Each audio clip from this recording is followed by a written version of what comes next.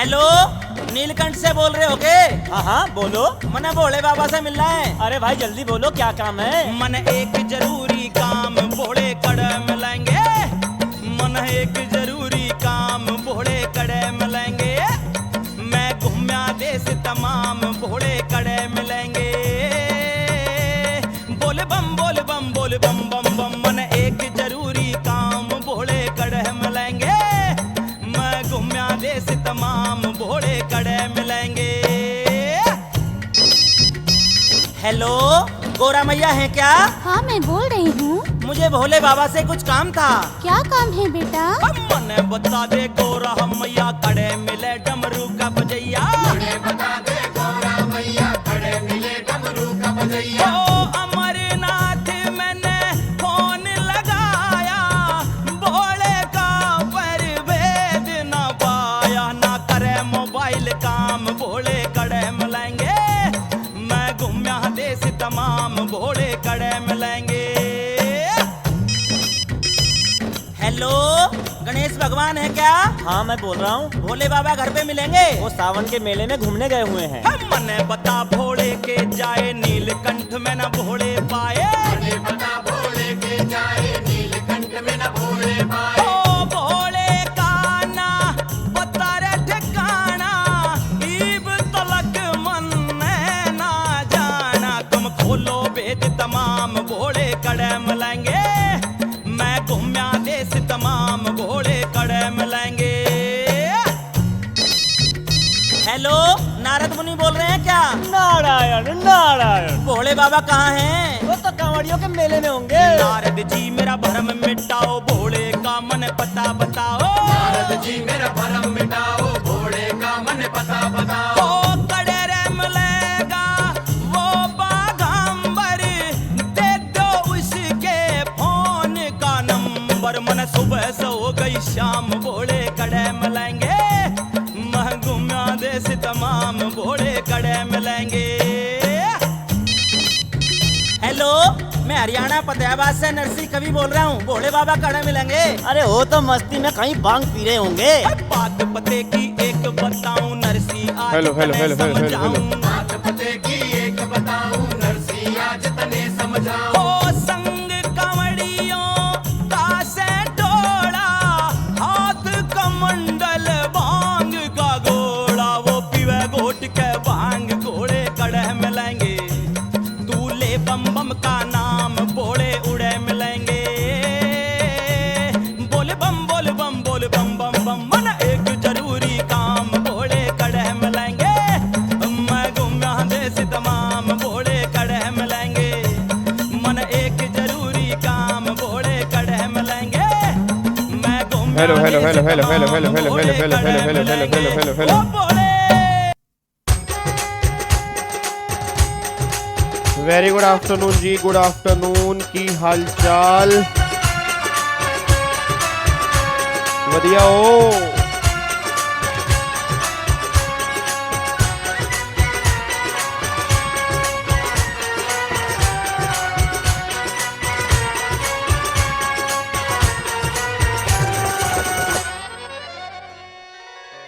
निराले दूल्हे में मत वाले दूल्हे में सज रहे। अरे हाँ हाँ सज रहे रे। सज रहे भोले बाबा। निराले दूल्हे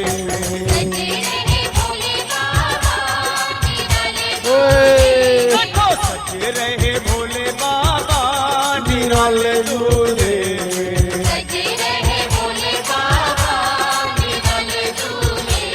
निराले दूल्हे में मतवाले दूल्हे में। निराले दूल्हे में मतवाले दूल्हे में। निराले दूल्हे में हाँ। निराले दूल्हे में हाँ मतवाले जी। दूल्हे में। जय श्री राम। बाबा निराले दूल्हे में। वेरी गुड आफ्टरनून मेरे बच्चों, वेरी गुड आफ्टरनून। क्या हाल चाल है तुम्हारे?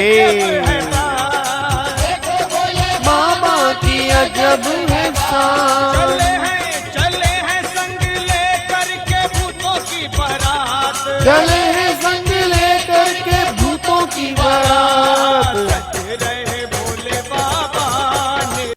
Oh my God, very good afternoon, very good afternoon, very good afternoon. जिस दिन क्वेश्चन प्रैक्टिस होगी उस दिन होगी ना। ना, क्वेश्चन प्रैक्टिस के अंदर बच्चे नहीं आते, क्वेश्चन प्रैक्टिस के अंदर बच्चे नहीं आते। क्वेश्चन प्रैक्टिस तो वही बच्चा करता है जिसने पास होना होता है, और क्या। चलो ठीक है सर, सिर्फ डब्बा मैट लगा दो। क्या लगा दो? नॉर्मल स्क्रीन लगाओ प्लीज। सर सिर्फ डब्बा मत लगाओ। मैं डब्बा लगाऊंगा, मैं लगाऊंगा डब्बा, मेरी मर्जी। मेरे को डब्बा लगाना है भाई, मैं डब्बे के अंदर बैठना चाहता हूँ। मैं डब्बे के अंदर, तुम्हें प्रॉब्लम क्या, प्रॉब्लम क्या तुम्हें? Honey, very good afternoon. Shruti, very good afternoon. Jiya, very good afternoon. Sir I was looking at your old Trishul batch, पूरा जीएसटी समझ आ गया। Thank you so much, thank you ji, God bless you, thank you so much. जय श्री महाकाल, सत श्री अकाल। Sir जी DT की भी question, हाँ डीटी आईडीटी दोनों की क्वेश्चन प्रैक्टिस होगी, बट मैं दोबारा बोल दूं वो डिटेल में नहीं होगी। ठीक है, डिटेल में ऑलरेडी मैंने यूट्यूब पे डाली हुई है। नोट फॉर ऑल के नाम से एक सीरीज है, प्रैक्टिस बैच के नाम से मैराथन बनी हुई है, आप उसको देख सकते हो अगर आपको डिटेल में देखना है तो। ठीक है, बाकी ये क्वेश्चन प्रैक्टिस के अंदर हम क्या करेंगे, कुछ गिने चुने इंपॉर्टेंट क्वेश्चन जो आपके एग्जाम के लिए इंपॉर्टेंट हो सकते हैं, वो क्वेश्चंस की प्रैक्टिस हम इसके अंदर करेंगे। ठीक है, चलो अब एक बार सारे बच्चे फटाफट से यहाँ पे आ जाओ। इधर देखो ध्यान से। अब कल वाली क्लास के अंदर हमने दो टॉपिक आई थिंक हमने रिवाइज कर लिए थे। एक तो अकाउंट्स एंड रिकॉर्ड्स वाला टॉपिक भी हमने कल रिवाइज कर लिया था, और एक कल हमने रजिस्ट्रेशन वाला चैप्टर भी कल हमने रिवाइज कर लिया था। आज हमें कौन सा करना है? आज हमें टैक्स इनवॉइस वाला चैप्टर रिवाइज करना है। टैक्स इनवॉइस हो गया, डेबिट नोट हो गया, क्रेडिट नोट हो गया। ये चैप्टर जो है वो आज वाली क्लास में इसको हम अच्छे तरीके से रिवाइज कर लेंगे। सर जी एकदम हंसते रहते हो, क्या राज है इसका? अब हंसना भी गुनाह हो गया यार। रो तो प्रॉब्लम, क्यों रोते रहते हो? हंसो तो प्रॉब्लम, क्यों हंसते रहते हो? कैसे करूं मैं?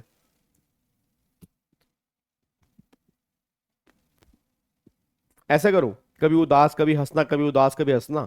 ऐसा फेस नहीं बन सकता ना भाई, हंसते रहो ना।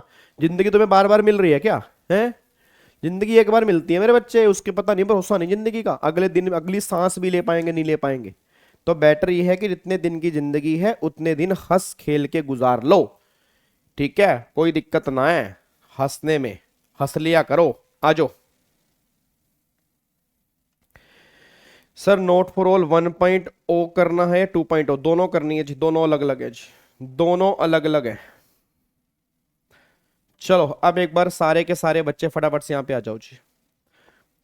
अब एक बार सारे के सारे बच्चे फटाफट से यहां पे आ जाओ, बातचीत को बंद करते हुए। हमने यहाँ पे क्या करना है जी, हमने यहाँ पे अपना जो बैच अपना किया, उसके अंदर एक तो हमने इनवॉइस वाला चैप्टर आज हमें यहाँ पे डिस्कस करना है। तो टैक्स इनवॉइस हो गया, डेबिट नोट हो गया, क्रेडिट नोट हो गया, ये टॉपिक हम फटाफट से रिवाइज करेंगे। उसके बाद अगर टाइम बचा तो आज वाली क्लास में ई वे बिल का चैप्टर भी आज हम यहाँ पे रिवाइज कर लेंगे। ठीक है ना, तो ई वे बिल भी रिवाइज कर लेंगे अगर टाइम बचा, और टैक्स इनवॉइस वाला चैप्टर भी कर लेंगे। कल वाली क्लास में क्या करेंगे, कल वाली क्लास में आपको रिटर्न अंडर जीएसटी जो रिटर्न वाला चैप्टर है वो तो मैं रिवाइज करवा दूंगा कल वाली क्लास में। कल 19 तारीख है, 20 तारीख को जो हमारी क्लास होगी उसमें एग्जाम्शन वाला चैप्टर हम रिवाइज कर लेंगे, एग्जाम्शन वाला।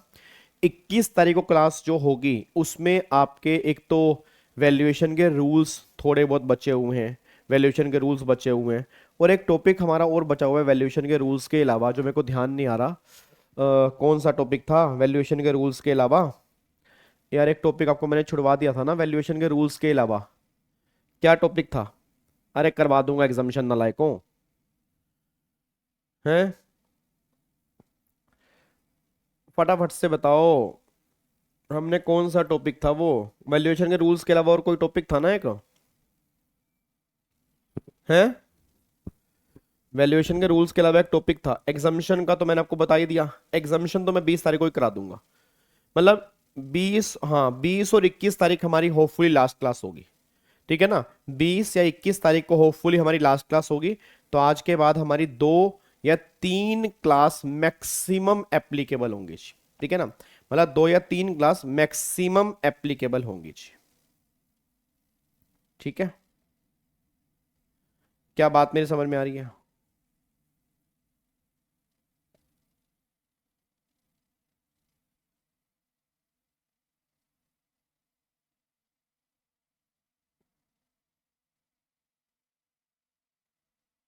चलो आओ जी, अब एक बार फटाफट से यहाँ पे आओ जी। अब एक बार फटाफट टीसीएस हो गया जी, टीसीएस हमारा हो गया। टीसीएस तो हमने कर तो लिया 9(5) के अंदर। जो ईसीओ वाला केस है, तो ईसीओ वाले केस में टीसीएस वाला पॉइंट हमने किया तो है, तो टीसीएस वाला पॉइंट हो गया हमारा जी। हाँ देखो, मैं 12 घंटे की मैराथन ले लो क्वेश्चन की, ताकि मैं अकेले करता रहूं, तुम भाग जाओ। हैं 5-6 बच्चों की वॉचिंग आए, गाबे को तो हमने रिस्पॉन्सिबिलिटी दे दी। गाबे देख, हम तेको कह रहे हैं 12 घंटे की तू मैराथन ले ले क्वेश्चन की, कसम लगे हम आएंगे गाबा सर, हम आएंगे गाबा सर। हम स्टार्टिंग करेंगे 700 बच्चों से, भगवान का वास्ता है 6 घंटे के बाद 200 बच्चे, फिर भगवान का वास्ता है 8 घंटे के बाद 100 बच्चे। हमने तेरे को 12 घंटे के लिए बांध दिया, तू 12 घंटे से पहले उठ जाएगा तो हम कमेंट कर देंगे 12 घंटे की क्यों नहीं ली। हम जब मर्जी बीच में उठ सकते हैं, हमारी मर्जी, हमारा मन करेगा ना। 12 घंटे की मैराथन बिल्कुल ही लूंगा जी, क्योंकि मैं 4-5 वॉचिंग के बीच में नहीं 12 घंटे झेल सकता ना, नालायकों। चलो अब एक बार सारे के सारे बच्चे यहाँ पे आओ। अब यहाँ पे देखते हैं, पहली बात तो टैक्स इनवॉइस के बारे में कुछ बातें करते हैं, ठीक है ना। टैक्स इनवॉइस के बारे में कुछ बातें करते हैं। अब टैक्स इनवॉइस के बारे में पहले समझो। पहली बात, टैक्स इनवॉइस कौन इशू करता है, पहली बात ये समझ लेते हैं। तो गवर्नमेंट ये बात कहती है कि टैक्स इनवॉइस वो इशू करेगा जो बंदा जीएसटी में रजिस्टर्ड पर्सन होगा ना, वो पर्सन जो होगा वो टैक्स इनवॉइस इशू करेगा। अब रजिस्टर्ड पर्सन में 2 लोग होते हैं, या तो वो टैक्सेबल गुड्स और सर्विस की सप्लाई कर रहा है, मतलब वो सप्लायर की बात हो रही है, तो यहाँ पर बात हो रही है सप्लायर की, ठीक है ना। यहाँ पर किसकी बात हो रही है? सप्लायर की।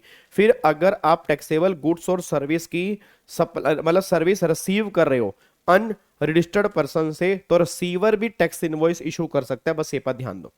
अच्छा, अगर आपको याद आ रहा हो, सेल्फ इनवॉइस वाला कॉन्सेप्ट हमने किया था, याद आ रहा है? ठीक है ना, सेल्फ इनवॉइस वाला कॉन्सेप्ट हमने किया था, सेल्फ इनवॉइस वाला। अब एक बात मेरे को सोच के बताओ जी, अब यहाँ पे गवर्नमेंट कह रही सप्लायर, यहाँ पे गवर्नमेंट कह रही रिसीवर। अब सप्लायर वाले केस में सप्लायर तो टैक्स इनवॉइस इशू करेगा। रिसीवर वाले केस के अंदर मैंने कहा था कि अगर कोई अनरजिस्टर्ड पर्सन रजिस्टर्ड पर्सन को सप्लाई करेगा, उस केस में रिसीवर भी सेल्फ इनवॉइस रेस करेगा। उस सेल्फ इनवॉइस को भी टैक्स इनवॉइस यहाँ पे कहते हैं। फिर वो गवर्नमेंट ये बात कहना चाह रही है जी, फिर वो गवर्नमेंट ये बात कहना चाह रही है, फिर वो गवर्नमेंट ये बात कहना चाहती है, इधर देखो ध्यान से, 12 घंटे, हेलो ओए 12 घंटे, ओह 1.5 घंटे के बाद उबासियां लेने वालों, इधर देखो ध्यान से, 12 घंटे की बात कर रहे हैं बेटे। 12 घंटे की जब एनर्जी होती थी ना, 12 घंटे की जब मैराथन लेता था पिछली बार, वो बच्चों की एनर्जी अलग होती थी, वो 800 से 150 की वॉचिंग नहीं आती थी, ठीक है ना। तो ये 12 घंटे की ना कहानियां करा दूंगा तुम्हें, प्रैक्टिस भी करा दूंगा, क्वेश्चंस की प्रैक्टिस भी करा दूंगा। जिस चीज से तुम डरते हो उसको तुम कह रहे हो 12 घंटे की मैराथन ले लो, ताकि तुमसे 2 क्वेश्चन सोल्व ना हो, तुम कह दो मेरे बस का तो है नहीं, मैं तो निकल रहा, अच्छा चलता हूं, दुआओं में याद रखना। मेरे को चैलेंज मत दिया करो 12 घंटे का, मैंने 18-18 घंटे की मैराथन ले रखी है नालायकों। चलो इधर देखो ध्यान से, अब यहाँ पे गवर्नमेंट ये बात कहना चाह रही है, supply other than taxable goods and services और receiving other than taxable goods and services. तो यहाँ पर टैक्सेबल पर्सन जो है उस केस में टैक्स इनवॉइस इशू नहीं कर सकता, ऑब्वियस सी बात है। अब अगर मान लो गुड्स और सर्विसेज टैक्सेबल पर्सन नहीं दे रहा, तो उस केस में टैक्स इनवॉइस की बात नहीं होगी। वहां पर अगर बात होगी तो बिल ऑफ सप्लाई की बात होगी, वहां पर टैक्स इनवॉइस की बात नहीं होगी, ठीक है जी उसका। अब यहाँ पे इंपॉर्टेंट कंटेंट देखो, अब टैक्स इनवॉइस में इंपॉर्टेंट कंटेंट क्या क्या होते हैं। अच्छा, आपने प्रैक्टिकल लाइफ में टैक्स इनवॉइस देखा है? आपने प्रैक्टिकल लाइफ में कभी टैक्स इनवॉइस देखा? प्रैक्टिकल लाइफ में बिल्कुल देखा होगा, 100% देखा होगा, तुम्हें याद नहीं आ रहा होगा। जब भी तुम मार्केट में कभी शॉपिंग करने जाते होंगे, तो जब वो दुकानदार तुम्हें इनवॉइस देता होगा, कभी चेक करना, उसके ऊपर टैक्स इनवॉइस लिखा होता है। अब उस टैक्स इनवॉइस में क्या क्या इंपॉर्टेंट कंटेंट होते हैं, देखो जी, यहाँ पे नेम, यहाँ पे एड्रेस, यहाँ पे जीएसटीएन ऑफ सप्लायर, पहली बात तो सप्लायर की डिटेल होती है, फिर सीरियल नंबर होता है, फिर किस दिन इशू किया वो डेट होता है, एचएसएन कोड वहां पे लिखा होता है, SSC code service accounting code वहां पे होता है जी, फिर गुड्स और सर्विस की क्या क्या डिस्क्रिप्शन है वो वहां पे होता है, फिर गुड्स में कितनी क्वांटिटी है वो वहां पे होता है, फिर total value of supply, supply की टोटल वैल्यू कितनी है वो वहां पे होता है, टैक्सेबल वैल्यू सप्लाई की कितनी है वो वहां पे होता है, फिर कितना टैक्स रेट है, सीजीएसटी, एसजीएसटी, आईजीएसटी वो कितना है वो वहां पे होता है, फिर अमाउंट ऑफ टैक्स चार्ज वो वहां पे होता है, फिर प्लेस ऑफ सप्लाई कहाँ पे निकल के आ रहा है वो भी आपके टैक्स इनवॉइस के अंदर मेंशन होता है। फिर एड्रेस ऑफ डिलीवरी, भाई कहाँ पे सामान डिलीवर करना है, अगर उसका एड्रेस बिलिंग एड्रेस से अलग है तो वो भी वहां पे होता है। फिर रिवर्स चार्ज में कौन जीएसटी पे करने के लायबल है, अगर ये सप्लाई रिवर्स चार्ज में वो भी मेंशन करना पड़ेगा। फिर सप्लायर और रिसीवर के सिग्नेचर भी वहां पे होते हैं। फिर QR code in case of E invoice, अगर वो ई इनवॉइस है तो उसके ऊपर क्यूआर कोड भी मेंशन होता है।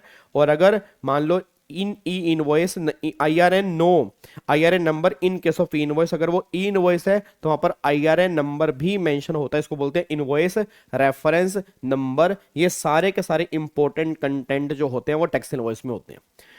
अब एक बच्चा कह रहा है सर एचएसएन कोड का मतलब क्या होता है मेरे बच्चे, एचएसएन कोड का मतलब ये होता है हार्मोनाइज सिस्टम ऑफ न्यूमेरिकलेचर, मतलब गुड्स और सर्विस के कोड होते हैं जी। मैं दोबारा बोलूंगा, गुड्स और सर्विस के कोड होते हैं। क्या होते हैं? कोड होते हैं, ठीक है ना। ये कोड होते हैं जिसके बेस पे रेट डिसाइड होता है। तो गुड्स वाले केस में एचएसएन कोड होता है, सर्विस वाले केस में एसएसी कोड होता है, that is service accounting code. तो सर्विस वाले केस में एसएसी कोड होता है, गुड्स वाले केस में एचएसएन कोड होता है, ठीक है। उसके बाद देखो जी, फिर manner of issue of tax invoice. अब टैक्स इनवॉइस इशू करने का मैनर क्या है, तो भाई गुड्स वाले केस में तो टैक्स इनवॉइस की 3 कॉपी होती हैं। ये तो अपने प्रैक्टिकल लाइफ में देखा, मतलब पता होगा आपको, प्रैक्टिकल लाइफ में 3 कॉपी होती हैं। एक तो ओरिजिनल, डुप्लीकेट, ट्रिप्लीकेट। एक होती है सप्लायर की, एक होती है रिसीवर की, एक होती है ट्रांसपोर्टर की। सर्विस वाले केस में 2 ही कॉपी निकल के होती हैं, एक तो ओरिजिनल और एक डुप्लीकेट, क्योंकि वहां पे ट्रांसपोर्टर की बात नहीं होती, तो वहां पे ट्रिप्लीकेट कॉपी होती भी नहीं है। फिर ई इनवॉइस वाले केस में ऐसा कोई कॉन्सेप्ट नहीं है, डुप्लीकेट ट्रिप्लीकेट का ऐसा कोई भी कॉन्सेप्ट नहीं है। नॉर्मल इनवॉइस वाले केस में ऐसा कॉन्सेप्ट है, बट ई इनवॉइस वाले केस में ऐसा कोई भी कॉन्सेप्ट यहां पे नहीं है। अब अगला क्वेश्चन आ रहा है, टाइम लिमिट क्या होती है इनवॉइस को इशू करने की। अगर मान लो मेरे को इनवॉइस इशू करना है तो इनवॉइस इशू करने वाले केस में टाइम लिमिट क्या होगी। तो पहले हम एक बार गुड्स वाला केस देख लेते हैं कि अगर गुड्स वाला केस है तो गुड्स वाले केस में इनवॉइस इशू करने की टाइम लिमिट क्या होगी, एक बार वो देखते हैं। अब गुड्स वाले केस में ना, गुड्स वाले केस में 2 केस हैं, या तो आपने जनरल सप्लाई की होगी या आपने स्पेशल सप्लाई की होगी। अब अगर आपने जनरल सप्लाई की है, जनरल सप्लाई में 2 सप्लाई हैं, या तो गुड्स की सप्लाई वन टाइम सप्लाई है या गुड्स की सप्लाई कॉन्टिन्यूस सप्लाई है। अब अगर गुड्स की सप्लाई वन टाइम सप्लाई है, 2 केस होंगे, या तो सप्लाई में मूवमेंट इन्वॉल्व करता है या सप्लाई के अंदर मूवमेंट इन्वॉल्व नहीं करता है। अब गवर्नमेंट कह रही है अगर तुम्हारी सप्लाई में मूवमेंट इन्वॉल्व करता है, और याद करो मूवमेंट इन्वॉल्व का मतलब क्या होता है, सामान हमारे साथ में नहीं जाएगा, सामान हमारे बाद में आएगा, है ना। मूवमेंट इन्वॉल्व का मतलब क्या होता है, सामान हमारे बाद में आएगा। अब मूवमेंट इन्वॉल्व करता है तो सामान बाद में आएगा, मूवमेंट इन्वॉल्व नहीं करता तो मतलब सामान साथ में आएगा। तो गवर्नमेंट ने कहा अगर मूवमेंट इन्वॉल्व करता है तो जिस दिन वो सामान फैक्ट्री से रिमूव होगा, डेट ऑफ रिमूवल, उस दिन या उससे पहले आपको इनवॉइस इशू करना पड़ेगा। और अगर मूवमेंट इन्वॉल्व नहीं करता, फिर जिस दिन उस गुड्स की डिलीवरी होगी उस दिन या उससे पहले आपको इनवॉइस इशू करना पड़ेगा। ये नॉर्मल केस है। अच्छा, ये पॉइंट हमने टाइम ऑफ सप्लाई वाले चैप्टर में भी किया था, अगर आपको याद आ रहा हो, ये पॉइंट हमने टाइम ऑफ सप्लाई वाले चैप्टर के अंदर भी डिस्कस किया था। अब गवर्नमेंट ये बात कहते हैं कि अगर तुम्हारी सप्लाई कॉन्टिन्यूस सप्लाई है। अब ये कॉन्टिन्यूस सप्लाई का मतलब क्या है, आपको मैंने पहले भी कहा था, आज आपके घरों में अपना कॉन्टिन्यूस बेस पे आपको अगर पता होगा, जैसे दूध आता होगा, दही आती होगी, पनीर आता होगा, या नारियल पानी आता होगा। जैसे आपका कौन सी ऐप है, कंट्री डिलाइट है, आपने वहां पे सब्सक्रिप्शन ले रखा है 6 महीने का, कि 6 महीने तक मेरे को डेली बेस पे दूध चाहिए, दही चाहिए, पनीर चाहिए। अब ये कॉन्टिन्यूस सप्लाई है। अब अगर कॉन्टिन्यूस सप्लाई निकल के आ रही है तो कॉन्टिन्यूस सप्लाई वाले केस में गवर्नमेंट कहती है जब तुम स्टेटमेंट इशू करोगे या जब पेमेंट होगी, इसमें से अर्लियर होगा, वहां पर आपको इनवॉइस काटना पड़ेगा अगर तुम्हारी कॉन्टिन्यूस सप्लाई ऑफ गुड्स है। बस ये पर ध्यान दो। क्या बात समझ में आ रही है जी। उसके बाद अब अगर स्पेशल केस है तो स्पेशल केस का मतलब क्या होता है, goods sent on approval base. अब goods sent on approval base का मतलब क्या होता है कि अगर मैंने गुड्स भेजा कंफर्मेशन के लिए कि हाँ ये सामान सही है या नहीं है, अगर है तो और सामान बनाएंगे, नहीं है इसको दोबारा से मॉडिफाई करेंगे। अब प्रॉब्लम क्या आती थी कि मान लो किसी ने गुड्स भेज दिया और गुड्स भेजा सैंपल बेस के लिए, भाई आप ये सैंपल है, आप एक बार इसे अप्रूव कर दो। अब लोग क्या करते थे, लोग अप्रूव ही नहीं करते थे। अब अप्रूव नहीं किया, अब जो सैंपल के लिए भेजा उसको सप्लाई तो माना नहीं, क्योंकि वो टेम्परेरी बेस पे ट्रांसफर है। अब गवर्नमेंट को लगा वापस आएगा या कंफर्मेशन मिलेगी, ना कंफर्मेशन मिली ना वापस आया। अब वहां पे इनवॉइस कटा नहीं तो जीएसटी का नुकसान होगा। तो गवर्नमेंट ने कहा सुनो, अगर आप गुड्स सेंड कर रहे हैं अप्रूवल बेस के लिए, अप्रूवल का मतलब होता है कि सामने वाला कंफर्म करेगा उस गुड्स को। तो जब कंफर्मेशन आएगी वो, या जहां सामान भेजा वहां से 6 महीने इनमें से जो भी अर्लियर होगा ना, वहां पर इनवॉइस काटना पड़ेगा। बस ये पर ध्यान दो। मतलब गवर्नमेंट कह रही है हम मैक्सिमम टू मैक्सिमम 6 महीने का वेट कर सकते हैं। 6 महीने के अंदर कंफर्मेशन आ गई तो कंफर्मेशन की डेट या उससे पहले इनवॉइस काटना पड़ेगा। अगर 6 महीने में कंफर्मेशन नहीं आई तो जहां 6 महीने खत्म हो रहे हैं वही तुम्हारा वहां पर फिर इनवॉइस इशू करना पड़ेगा। बस ये बात ध्यान दो।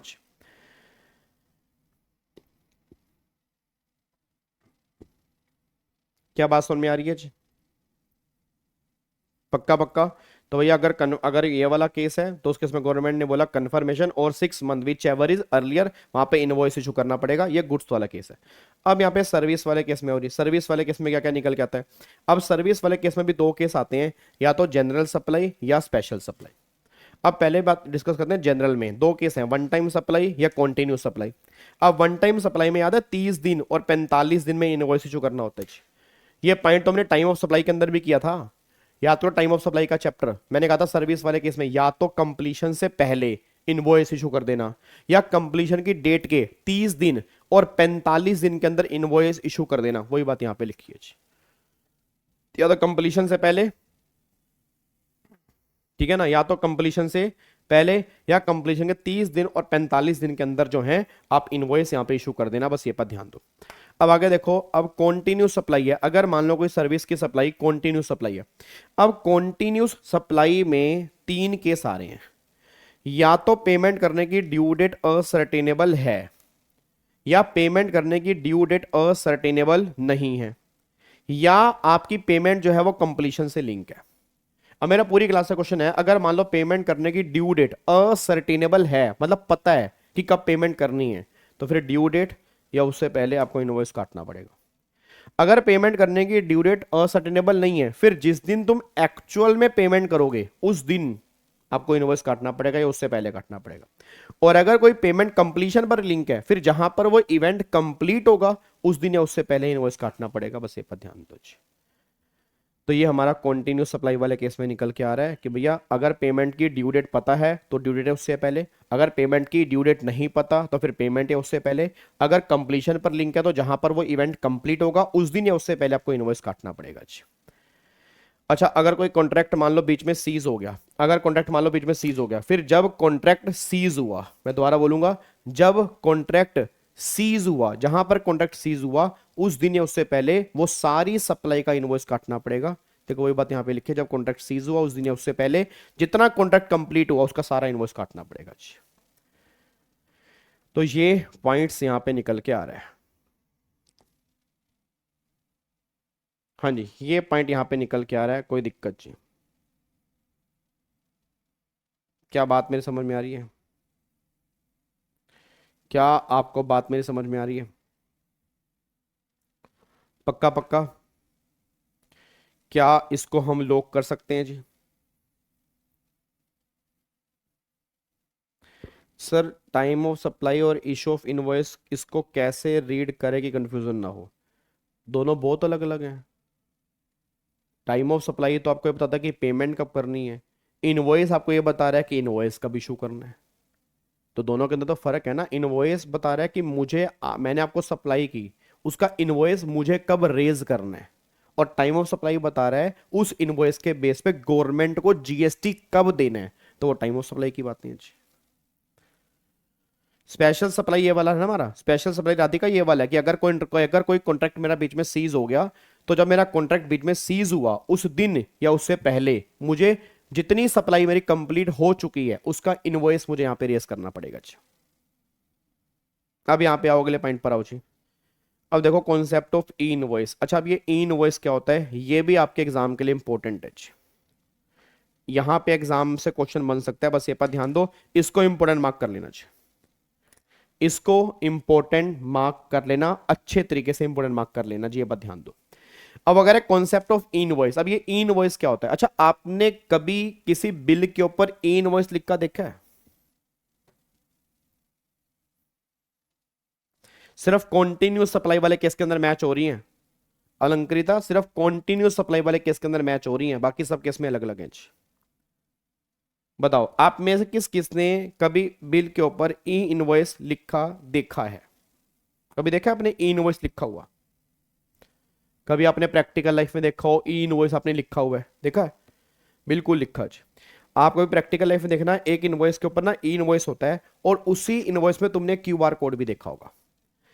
और जिन बच्चों ने नहीं देखा ना, घबराने की बात नहीं है, जिन बच्चों ने नहीं देखा घबराने की बात नहीं है। एक्चुअल में ये कॉन्सेप्ट ना सिर्फ बी टू बी वाले केस में है, बी टू सी वाले केस में नहीं है। जैसे मैंने बहुत बार देखा है, क्योंकि जब भी मैं सामान खरीदने चाहता हूं, मैं अपने जीएसटी नंबर से सामान खरीदता हूं और सामने वाला बंदा मेरे को जीएसटी इनवॉइस इशू करता है, उसमें कई बार ई इनवॉइस लिखा होता है।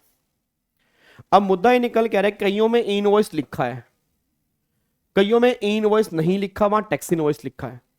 और ई इनवॉइस वाले में भी टैक्स इनवॉइस लिखा है, ई इनवॉइस भी लिखा है, टैक्स इनवॉइस वाले में खाली टैक्स इनवॉइस लिखा है, ई इनवॉइस नहीं लिखा। तो सबसे बड़ा क्वेश्चन यह है, क्या tax invoice e invoice same है? पहली बात answer is yes. But e invoice जो है वो थोड़ा सा अलग है in comparison to tax invoice. Reason क्योंकि गवर्नमेंट बी टू बी वाले केस की बात कर रही है। अगर बी टू बी सप्लाई है वहां पर ई इनवॉइस की बात हो सकती है। देखो यहां पे क्या लिखे है।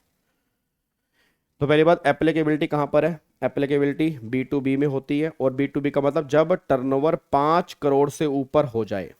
कब? प्रीवियस ईयर 17-18 ऑनवर्ड्स, किसी भी एक साल। 17-18 प्रीवियस ईयर, 17-18 प्रीवियस ईयर से अभी तक इनमें से किसी भी एक साल अगर आपके टर्नओवर 5 करोड़ क्रॉस कर जाती है तो वहां पर ई इनवॉइस की बात होगी जी। अब इंपॉर्टेंट टर्म्स क्या है? ई इनवॉइस स्कीमा मतलब कैसे बनता है ये? यूनिफॉर्म स्टैंडर्ड, एक स्टैंडर्ड फॉर्मेट है। Form number GST INV 01, apply for B2B, containing mandatory specified field to be reported in electronic format to IRP। अब ये IRP क्या होता है? IRP एक पोर्टल है, ठीक है ना, अपना इनवॉइस रजिस्ट्रेशन पोर्टल। यहाँ पे इनवॉइस रजिस्टर्ड होता है आपका, फिर वहां से गवर्नमेंट की वेबसाइट से वो इनवॉइस चेक होने के बाद मिलता है, फिर उसमें एक IRN नंबर होता है। बिना IRN नंबर के ई इनवॉइस जो है वो वैलिड ही नहीं होता। इट मीन अगर आपके ई इनवॉइस में IRN नंबर नहीं है, मैं दोबारा बोलूंगा, अगर आपके ई इनवॉइस में IRN नंबर नहीं है तो वो ई इनवॉइस जो है वो वैलिड नहीं है, क्योंकि हर ई इनवॉइस में IRN नंबर होना जरूरी होता है जी। अब देखो यहाँ पे इनवॉइस रजिस्ट्रेशन पोर्टल, आप वेबसाइट पे जाओगे, अपलोड करोगे, रिपोर्टिंग करोगे इनवॉइस नोटिफाइड जिनके टर्नओवर 5 करोड़ से ऊपर है। फिर वहां पर एक नंबर जनरेट होगा, उसको बोलते हैं invoice reference number, unique reference number है, generated and restricted by IAP and successful registration of invoice. GST invoice will be valid only if a valid IRN. Without IRN you cannot claim ITC। बस ये पर ध्यान दो, it is alpha numeric number, ये alpha numeric number होता है। अब invoice के एडवांटेज क्या क्या है? ऑटो रिपोर्टिंग, GST रिटर्न में ऑटो रिपोर्टिंग हो जाती है। फिर ऑटो जनरेशन, ई वे बिल ऑटोमेटिकली जनरेट हो जाता है, अलग से कोई जनरेट करने की रिक्वायरमेंट नहीं होती। Substantial reduction in errors, errors में ऑब्वियस बात है बहुत बहुत कम चांसेस है इसमें गलती होंगी। रीजन क्योंकि डिपार्टमेंट वेरीफाई करके इनवॉइस भेज रहा है। अर्ली पेमेंट का बेनिफिट हो जाता है। कॉस्ट रिडक्शन, कॉस्ट बहुत कम से कम आती है। इंप्रूव बिजनेस एफिशिएंसी, बिजनेस की एफिशिएंसी इंक्रीज होती है। टैक्स इवेजन कम होता है। फिर बोगस और फेक इनवॉइस जो होते हैं वो कम होते हैं। बस ये पर ध्यान दो, ये सारे के सारे एडवांटेज हैं। ये भी तुम्हारे एग्जाम में क्वेश्चन बन सकता है, ठीक है ना, ये भी तुम्हारे एग्जाम के अंदर क्वेश्चन बन सकता है मेरे बच्चों, ये ध्यान रखना, ये भी तुम्हारे एग्जाम के अंदर क्वेश्चन बन सकता है, कोई दिक्कत वाली बात नहीं है। क्या बात समझ में आ रही है? अच्छा, अब एक बच्चा कहता है सर ई इनवॉइस क्या सबको इशू करना जरूरी है, या कुछ केस में एग्जम्पशन भी है? कुछ केस में एग्जम्पशन भी है। अब कहां कहां ई इनवॉइस वाले केस में एग्जम्पशन है? डब्बा आ गया, डब्बा देखो, SZ यूनिट यहां पे एग्जम्पशन है। उसके बाद insurer, banking company, financial institution, इनको इनवॉइस इशू नहीं करना, ई इनवॉइस इशू नहीं करना। GTA वाले केस में ई इनवॉइस इशू नहीं करना। Supplier of passenger transportation, passenger की ट्रांसपोर्टेशन की जो सर्विस दे रहे हैं उनको इशू नहीं करना। सिनेमा हॉल वाले को इशू नहीं करना। Government department and local authority को इशू नहीं करना। इन सब लोगों को इशू करने की रिक्वायरमेंट नहीं है, ये सब एग्जम्प्ट है ई इनवॉइस इशू करने से। क्या बात समझ में आ रही है?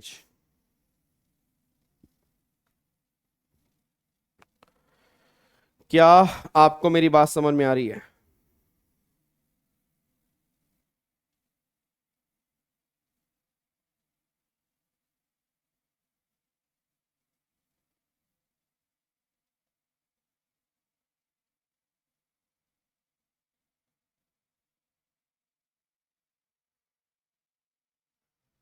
हाँ जी,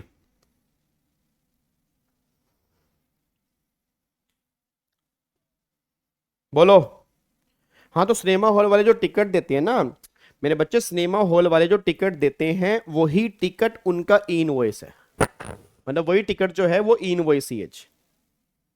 अब देखो जी, overall work flow, overall work flow कैसे है देखो जी। पहली बात, supplier create GST invoice on their own accounting billing ERP system. वो अपना मतलब क्या करते हैं, अपने नॉर्मल सॉफ्टवेयर से वो एक इनवॉइस बनाते हैं। Tax payer upload the invoice IRP, मतलब फिर क्या करता है, वो इनवॉइस अपलोड करते हैं इनवॉइस रजिस्ट्रेशन पोर्टल पे। फिर आईआरपी वेरीफाई करता है, वहां से जनरेट होता है invoice reference number. IRP digitally sign e invoice and add QR code, फिर क्यूआर कोड ऐड होता है।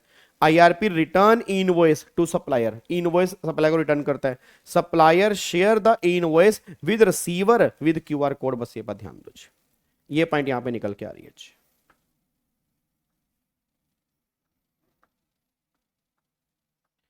यस, करना है अजीत, करना है बिल्कुल करना है। ठीक है, अब यहां पे आ जाओ। अब यहां पे अगला पॉइंट है रिवाइज टैक्स इनवॉइस।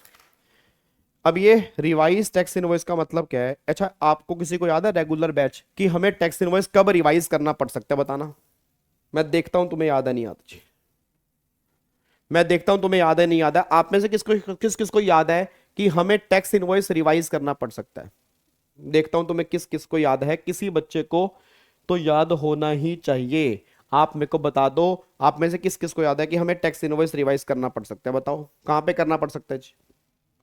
कोशिश करो बताने की, हमें टैक्स इनवॉइस कहां पे रिवाइज करना पड़ सकता है?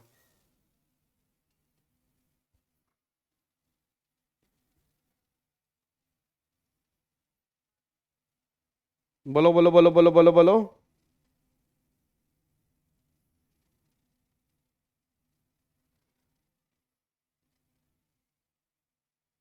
हाँ जी, लाइबल फॉर, हाँ वेरी गुड, वेरी गुड, बहुत बढ़िया। याद करो, जब कोई पर्सन लाइबल हो जाता है रजिस्ट्रेशन के, क्योंकि उसकी लिमिट क्रॉस हो गई है, उसके 30 दिन के अंदर वह अप्लाई करता है रजिस्ट्रेशन के लिए, फिर उसको सर्टिफिकेट मिलता है और वो सर्टिफिकेट इफेक्टिव बनता है लाइबल से। अब लाइबल से जब सर्टिफिकेट मिला, उसके बीच के जितने इनवॉइस हैं वो सारे रिवाइज करने पड़ते हैं 1 महीने के अंदर अंदर। बस ये बात ध्यान देना। देखो वही बात यहां पे लिखी हुई है, देखो वही बात यहां पे लिखी है कि आप लाइबल है, यहां पे अपने एप्लीकेशन की 30 दी और यहां पे आपको आरसी मिली, ये इसके बीच के सारे इनवॉइस रिवाइज करने पड़ेंगे। कब? Within 1 month from the date of receipt of certificate. जब सर्टिफिकेट मिला उसके 1 महीने के अंदर ये सारे के सारे इनवॉइस आपको रिवाइज करने हैं। बस ये पर ध्यान दो। बहुत बढ़िया, वेरी गुड, वेरी गुड मेरे बच्चों, वेरी गुड, शाबाश। ठीक है ना, तो ये सारे के सारे इनवॉइस जो है वो हमें यहाँ पे रिवाइज करने पड़ेंगे और वो 1 महीने में रिवाइज करने हैं from the date of receipt of certificate. मतलब जब वो सर्टिफिकेट मिला वहां से 1 महीने के अंदर आपको सारे इनवॉइस जो है वो रिवाइज करने हैं। अच्छा, एक बात मेरे को बताना, क्या टैक्स इनवॉइस इशू करना हर केस के अंदर मैंडेटरी है? मतलब क्या टैक्स इनवॉइस इशू करना हर केस के अंदर मैंडेटरी है?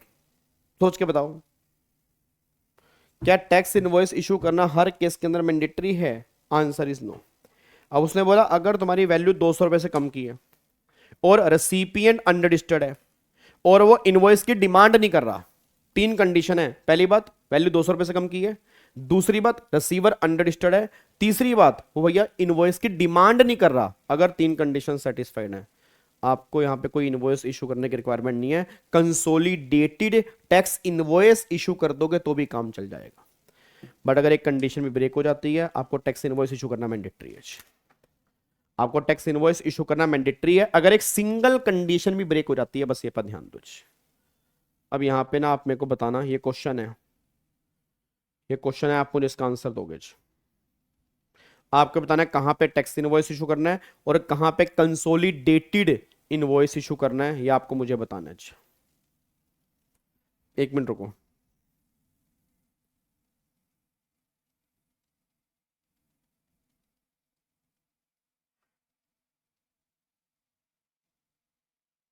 लो जी, आप मुझे बताओगे कहां पे टैक्स इनवॉइस, कहां पे कंसोलिडेटेड करना है?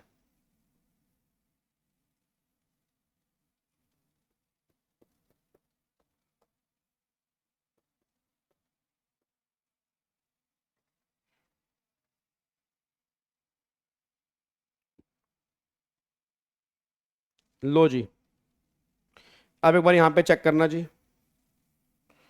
अब एक बार यहाँ पे चेक कर लो सारे बच्चे, बताओ।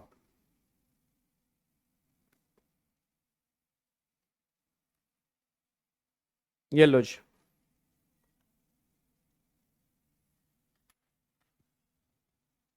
बताओ फटाफट से अब कहाँ पे कंसोलिडेटेड है और कहाँ पे टैक्स इनवॉइस है जी। कहाँ पर कंसोलिडेटेड है और कहाँ पे टैक्स इनवॉइस।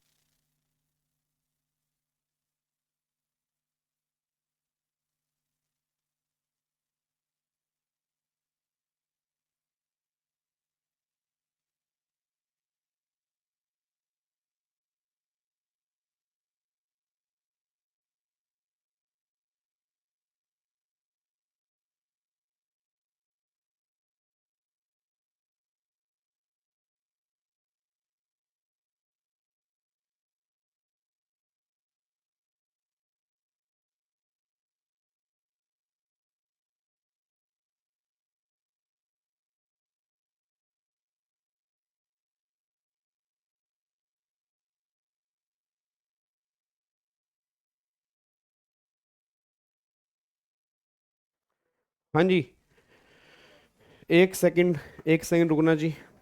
अच्छा, अभी ना 5 मिनट के लिए नेट बंद होगा, 5 मिनट के लिए। 5 मिनट के बाद मैं दोबारा से आ रहा हूँ, क्योंकि ना मेरे को कंप्यूटर का यूपीएस उतार के देना है, तो यूपीएस सही करने वाले आए हुए हैं।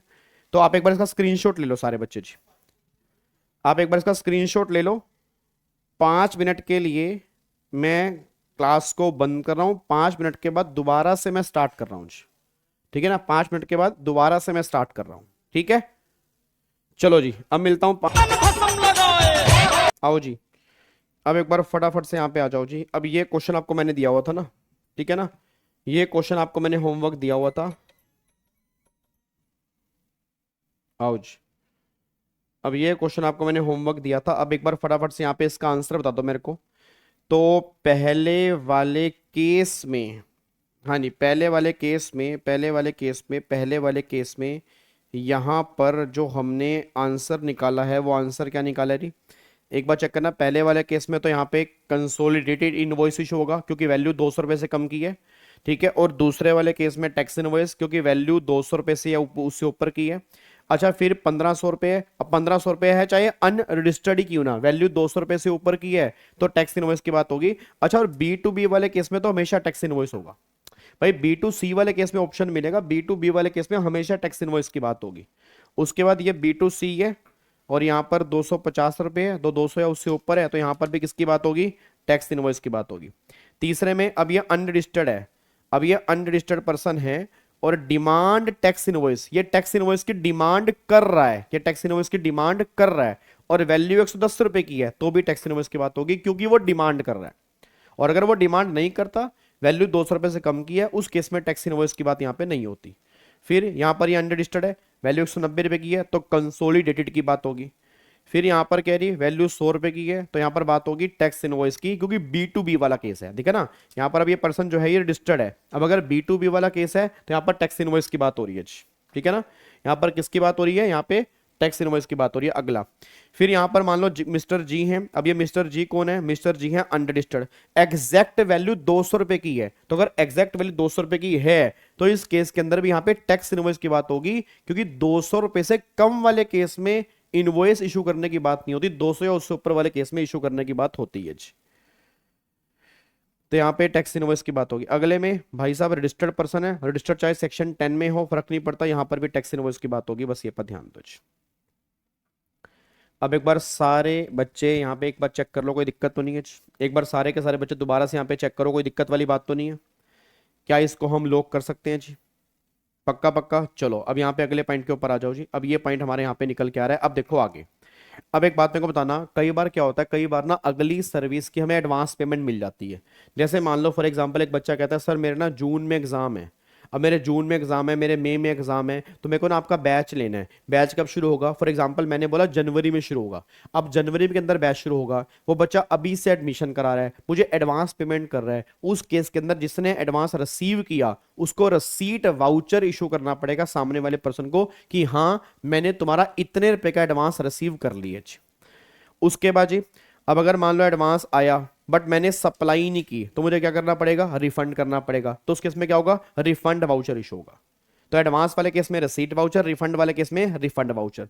फिर अगर मान लो मेरी सप्लाई आरसीएम वाली है तो आरसीएम वाले केस में आता है अगर रिसीवर रजिस्टर्ड है, सप्लायर अनरजिस्टर्ड है, उस केस में सेल्फ इनवॉइस की बात होती है। तो देखो यहां पर सेल्फ इनवॉइस की बात हो रही है, ठीक है। और जब हम पेमेंट करेंगे, तो पेमेंट वाले केस में क्या इशू करेंगे? पेमेंट वाले केस में पेमेंट वाउचर इशू करेंगे। तो पेमेंट वाले केस में पेमेंट वाउचर की बात होती है। उसके बाद देखो डिलीवरी चालान। अच्छा ये क्वेश्चन भी एग्जाम के अंदर बन सकता है जी, ये क्वेश्चन भी एग्जाम के अंदर बन सकता है। सर लास्ट क्लास कब होगी? लास्ट क्लास जो होगी वो 21 तारीख को लास्ट क्लास होगी जी, ठीक है। 18 है ना, 19 20 21 3 दिन आपके और बचे हैं जीएसटी खत्म होने में। तो 21 तारीख को हमारी जीएसटी की लास्ट क्लास होगी। 21 तारीख को हम पूरा का पूरा जीएसटी पैक कर देंगे। अब मेरे को सारे बच्चे बताओ, अब डिलीवरी चालान मैं आपसे जानना चाह रहा हूं। डिलीवरी चालान मुझे नहीं पता अपने प्रैक्टिकल लाइफ में सुना है नहीं सुना। डिलीवरी चालान का मतलब होता है कि जब हम गुड्स और सर्विस की सप्लाई नहीं करते, सप्लाई के बिना गुड्स और सर्विस की मूवमेंट करते हैं, वहां पे डिलीवरी चालान की बात होती है। नॉर्मली सर्विस नहीं, गुड्स वाले केस में। तो गुड्स वाले केस में जो होता है, गुड्स वाले केस में डिलीवरी चालान की बात होती है कि जब भी हम वहां पे क्या कर रहे हैं, हम गुड्स का मूवमेंट कर रहे हैं और मूवमेंट वो सप्लाई में कवर नहीं है बट गुड्स वहां से जा रहा है, वहां पे डिलीवरी चालान की बात होती है। फिर आपको केरोसिन ऑयल, हेलो भाई साहब, केरोसिन ऑयल हो गया, एलपीजी गैस हो गया, ठीक है, उस केस में आपको डिलीवरी चालान की बात होती है। अगर आप गुड्स की ट्रांसपोर्टेशन कर रहे हो वहां पर डिलीवरी चालान की बात होती है। देखो जी यहाँ पे तो लिक्विड गैस हो गया, ठीक है, गुड्स की ट्रांसपोर्टेशन हो गया। फिर गुड्स की ट्रांसपोर्टेशन जहां पर वो सप्लाई में कवर नहीं है, अदर देन सप्लाई है, और सच अदर सप्लाई एज में बी नोटिफाइड, इन सब केस में गवर्नमेंट के डिलीवरी चालान की बात होती है। और यहां पर भी 3 कॉपी होती है, कंसाइनर, कंसाइनी और ट्रांसपोर्टर। यहां पर भी 3 कॉपी आपकी निकल के आती है, ठीक है, यहां पर भी 3 कॉपी आपकी निकल के आती है। अब अगले पॉइंट पर आओ जी। अब यहां पे आता है rule number 46A, invoice cum bill of supply. अब बताओगे invoice cum bill of supply का मतलब क्या होता है? एक बात मेरे को सोच के बताना। B2B वाले केस में मैं आपसे एक बात जानना चाह रहा हूं, B2B का मतलब क्या होता है? Registered person to registered person. सारे बच्चे सोच के बताओ, क्या B2B वाले केस में सामने वाले को आईटीसी लेना है? हाँ या ना बोल दो। क्या B2B वाले केस में सामने वाले को आईटीसी लेना है? बिल्कुल लेना है। अच्छा अगर B2B वाले केस में सामने वाले को आईटीसी लेना है तो टैक्सेबल सप्लाई वाले केस में टैक्स इनवॉइस जाएगा, एग्जम्प्टेड सप्लाई वाले केस में बिल ऑफ सप्लाई जाएगा। ये दोनों अलग अलग जाएंगे। बट अगर मेरी सप्लाई B2C है, अगर मेरी सप्लाई B2C है तो सारे बच्चे बोलना B2C में सामने वाले को आईटीसी तो लेना नहीं है। तो अब गवर्नमेंट कह रही है कि अगर कंज्यूमर तुमसे सामान ले रहा है, वो सामान एग्जम्प्टेड भी है, वो सामान टैक्सेबल भी है, तो वहां पर अलग अलग डॉक्यूमेंट इशू करने की रिक्वायरमेंट नहीं है। वहां पर bill tax invoice cum bill of supply से भी काम चल जाएगा। मतलब एक डॉक्यूमेंट है जिसको बोलते हैं tax invoice cum bill of supply. Come bill of supply का मतलब एग्जम्प्टेड और टैक्सेबल, अगर दोनों चीजें हैं तो invoice cum bill of supply की बात वहां पे हो जाती है। देखो यहां पे क्या लिखा है, तो where a registered person is supplying taxable as well as exempted goods और सर्विसेज और both to a unregistered person, a single invoice cum bill of supply may be issued for all such supplies. अब यहाँ पे मान लो अगर ये registered है या अनरजिस्टर्ड है, यहां पर फिर invoice cum bill of supply की बात होती है। बट B2B वाले केस में ऐसा नहीं होता। B2B वाले केस में, टैक्सेबल वाले केस में टैक्स इनवॉइस, एग्जम्प्टेड वाले केस में बिल ऑफ सप्लाई, B2C वाले केस में invoice cum bill of supply की बात होगी। बस ये पर ध्यान दो।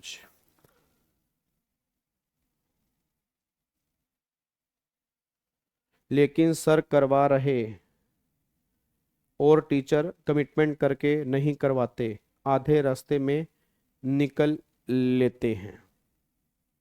नहीं ऐसा काम नहीं है भाई मेरा, या तो कमिटमेंट करता नहीं, अगर कमिटमेंट मैंने कर दी उसके बाद मैं अपने आप के भी नहीं सुनता। ठीक है जी, चलो अब अगले पॉइंट पर आओ जी। ये कौन सा चैप्टर है? नूपुर कह रही है, नूपुर हमारे बच्चे जीएसटी का चैप्टर है। जीएसटी में एक चैप्टर है इनवॉइस वाला, याद है? करा था कि क्लास में हैं छोरी? इनवॉइस का चैप्टर है वो डेबिट नोट वाला, ऊ करन लाग रहे हो चैप्टर। हाँ जीएसटी में है। हाँ बहुत इंपॉर्टेंट है, 5 नंबर का क्वेश्चन बना है इसमें से, मैं कहने लग रहा हूं। आओ जी अब अगले पॉइंट पर आओ जी। अब अगला पॉइंट है ई इनवॉइस और डायनेमिक क्यूआर कोड। अच्छा ई इनवॉइस और डायनेमिक क्यूआर कोड। अच्छा एक बात मेरे को बताओ, आप में से किस किस बच्चे ने ऐसा स्कैनर देखा है कि जिसको स्कैन करते पेमेंट पहले से ही लिखी हुई आती है, बताओगे?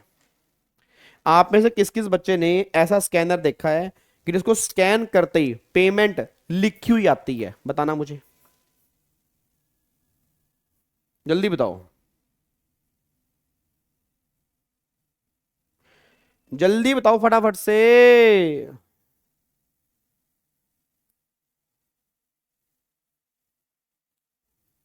देखा है ना? हाँ जब हम स्कैन करते हैं तो पेमेंट लिखी हुई आती है ना, ऐसा होता है ना स्कैनर, उसको बोलते हैं डायनेमिक क्यूआर कोड। क्या बोलते हैं? Dynamic QR code. क्या बोलते हैं?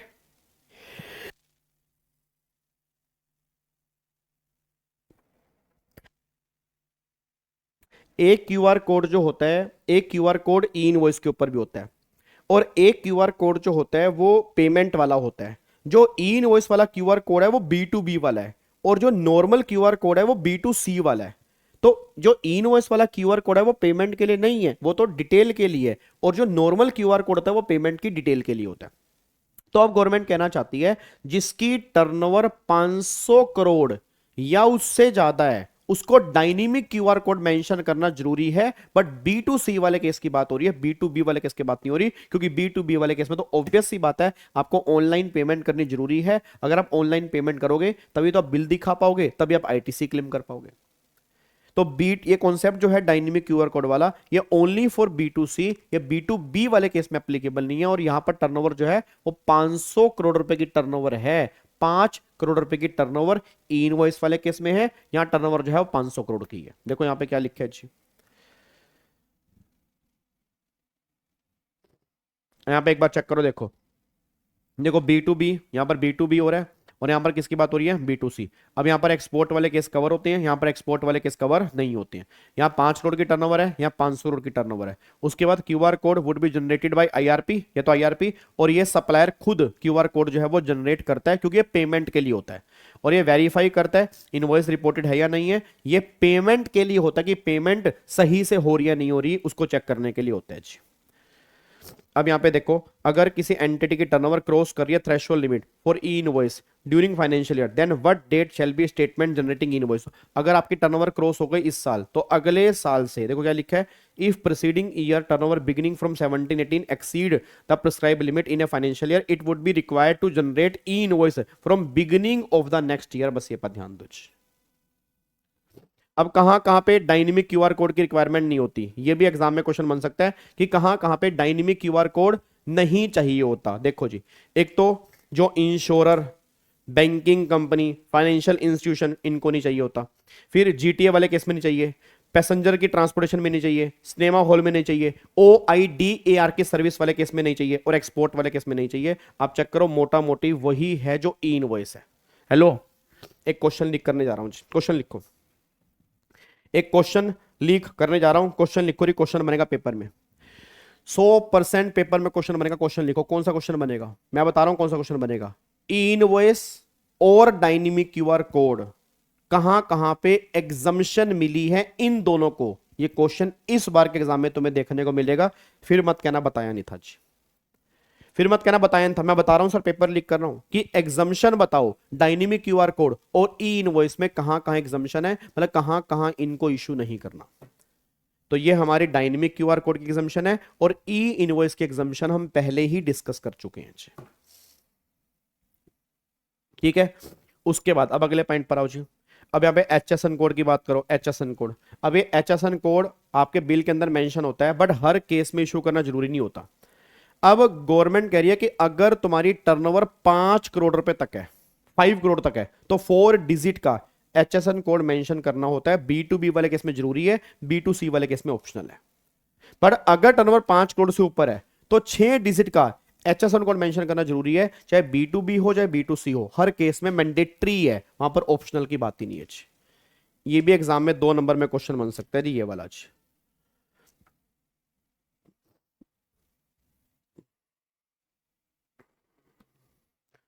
मेरे बच्चे डेबिट नोट क्रेडिट नोट अलग होता है, रिवाइज इनवॉइस अलग होता है। रिवाइज इनवॉइस का मतलब होता है उस इनवॉइस को रिवाइज करना। डेबिट नोट क्रेडिट नोट से इनवॉइस रिवाइज होता है, बट वो इनवॉइस में चेंजेस नहीं होते, वो डेबिट नोट क्रेडिट नोट के माध्यम से इनवॉइस रिवाइज हो जाता है। ठीक है जी। अब यहाँ पे आओ बिल ऑफ सप्लाई। तो बिल ऑफ सप्लाई मैंने आपको बता ही दिया जी। बिल ऑफ सप्लाई अगर आप एग्जम्प्टेड गुड्स में डील कर रहे हो या कॉम्पोजिशन में डील कर रहे हो तो इन दोनों केस में बिल ऑफ सप्लाई की बात होती है, यहाँ पर टैक्स इनवॉइस की बात यहाँ पे नहीं होती है। ठीक है। अच्छा, अगर क्वेश्चन में रेट ना दिया हो 18% मान लेना, अगर क्वेश्चन में सप्लाई ना दी हो, इंट्रा है इंटर है, तो इंटर स्टेट सप्लाई मान के क्वेश्चन कर लेना जी। ठीक है। अब यहां पे आ जाओ, क्रेडिट 5 डिजिट का नहीं होता। ओ मेरे बच्चे, ओए हेलो, कहां है? 5 डिजिट का नहीं होता, यहीं ठोक दूंगा, ध्यान रखना। 5 डिजिट का नहीं होता क्यूआर कोड, ठीक है ना। 5 डिजिट का नहीं होता, या तो 4 डिजिट का होता है। बोल बोल बोल, या तो 4 डिजिट का होता है या 6 डिजिट का होता है। अगर टर्नओवर 5 करोड़ तक होती है तो 4 डिजिट का होता है, अगर टर्नओवर 5 करोड़ से ऊपर होती है तो 6 डिजिट का क्यूआर कोड होता है। 6 डिजिट वाला मेंशन करना जरूरी होता है, चाहे B2B हो चाहे B2C हो। 4 डिजिट वाला B2B वाले केस में जरूरी होता है, B2C वाले केस में जरूरी नहीं होता।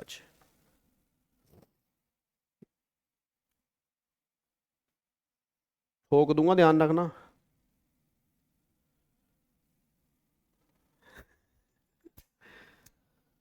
त्रिशूल भी पड़ा है, मैं बंदूक लेके आया हूं। नहीं, आज निर्भी ढूंढ रही है, निर्भी 12 बाजे मार रही थी।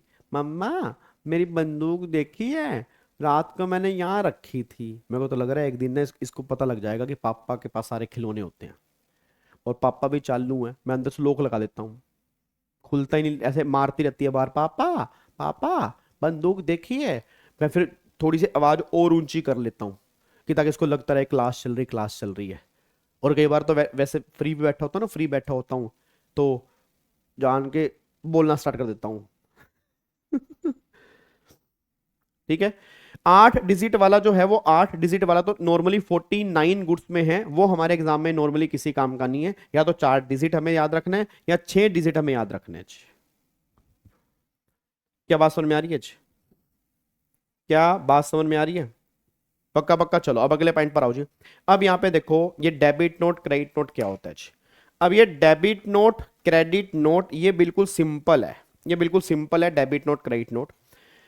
देखो आप ये समझो, पहली बात तो ना जीएसटी में ना इनवॉइस में चेंजेस नहीं कर सकते। अगर एक बार आपने इनवॉइस इशू कर दिया, आप इनवॉइस में चेंजेस नहीं कर सकते, नहीं कर सकते, इनवॉइस में चेंजेस नहीं कर सकते सर। बट हुआ क्या, हमने इनवॉइस इशू किया, उसमें वैल्यू गलत है सर, वैल्यू हमने कम मेंशन कर दी, वैल्यू ज्यादा होनी चाहिए थी सर, वैल्यू ज्यादा मेंशन कर दी, वैल्यू कम होनी चाहिए थी सर, रेट कम लगा दिया, रेट ज्यादा होना चाहिए था सर, रेट ज्यादा लगा दिया, रेट कम होना चाहिए था। मतलब इन केस में अब क्या करें, अब तो प्रॉब्लम ये आ रही है कि भैया वैल्यू बढ़ानी है, रेट बढ़ाना है, या वैल्यू कम करनी है, रेट कम करना है, इनवॉइस में कटिंग कैसे करेंगे। अब गवर्नमेंट ने कहा उस केस में बात होगी डेबिट नोट और क्रेडिट नोट की, क्योंकि इनवॉइस में रिवीजन पॉसिबल नहीं है। अब गवर्नमेंट ये बात कह रही है कि अगर वैल्यू कम है या जीएसटी कम है, वैल्यू बढ़ानी है या जीएसटी बढ़ाना है, उस केस में डेबिट नोट इशू करना पड़ेगा। Debit note is nutshell is a supplementary tax invoice.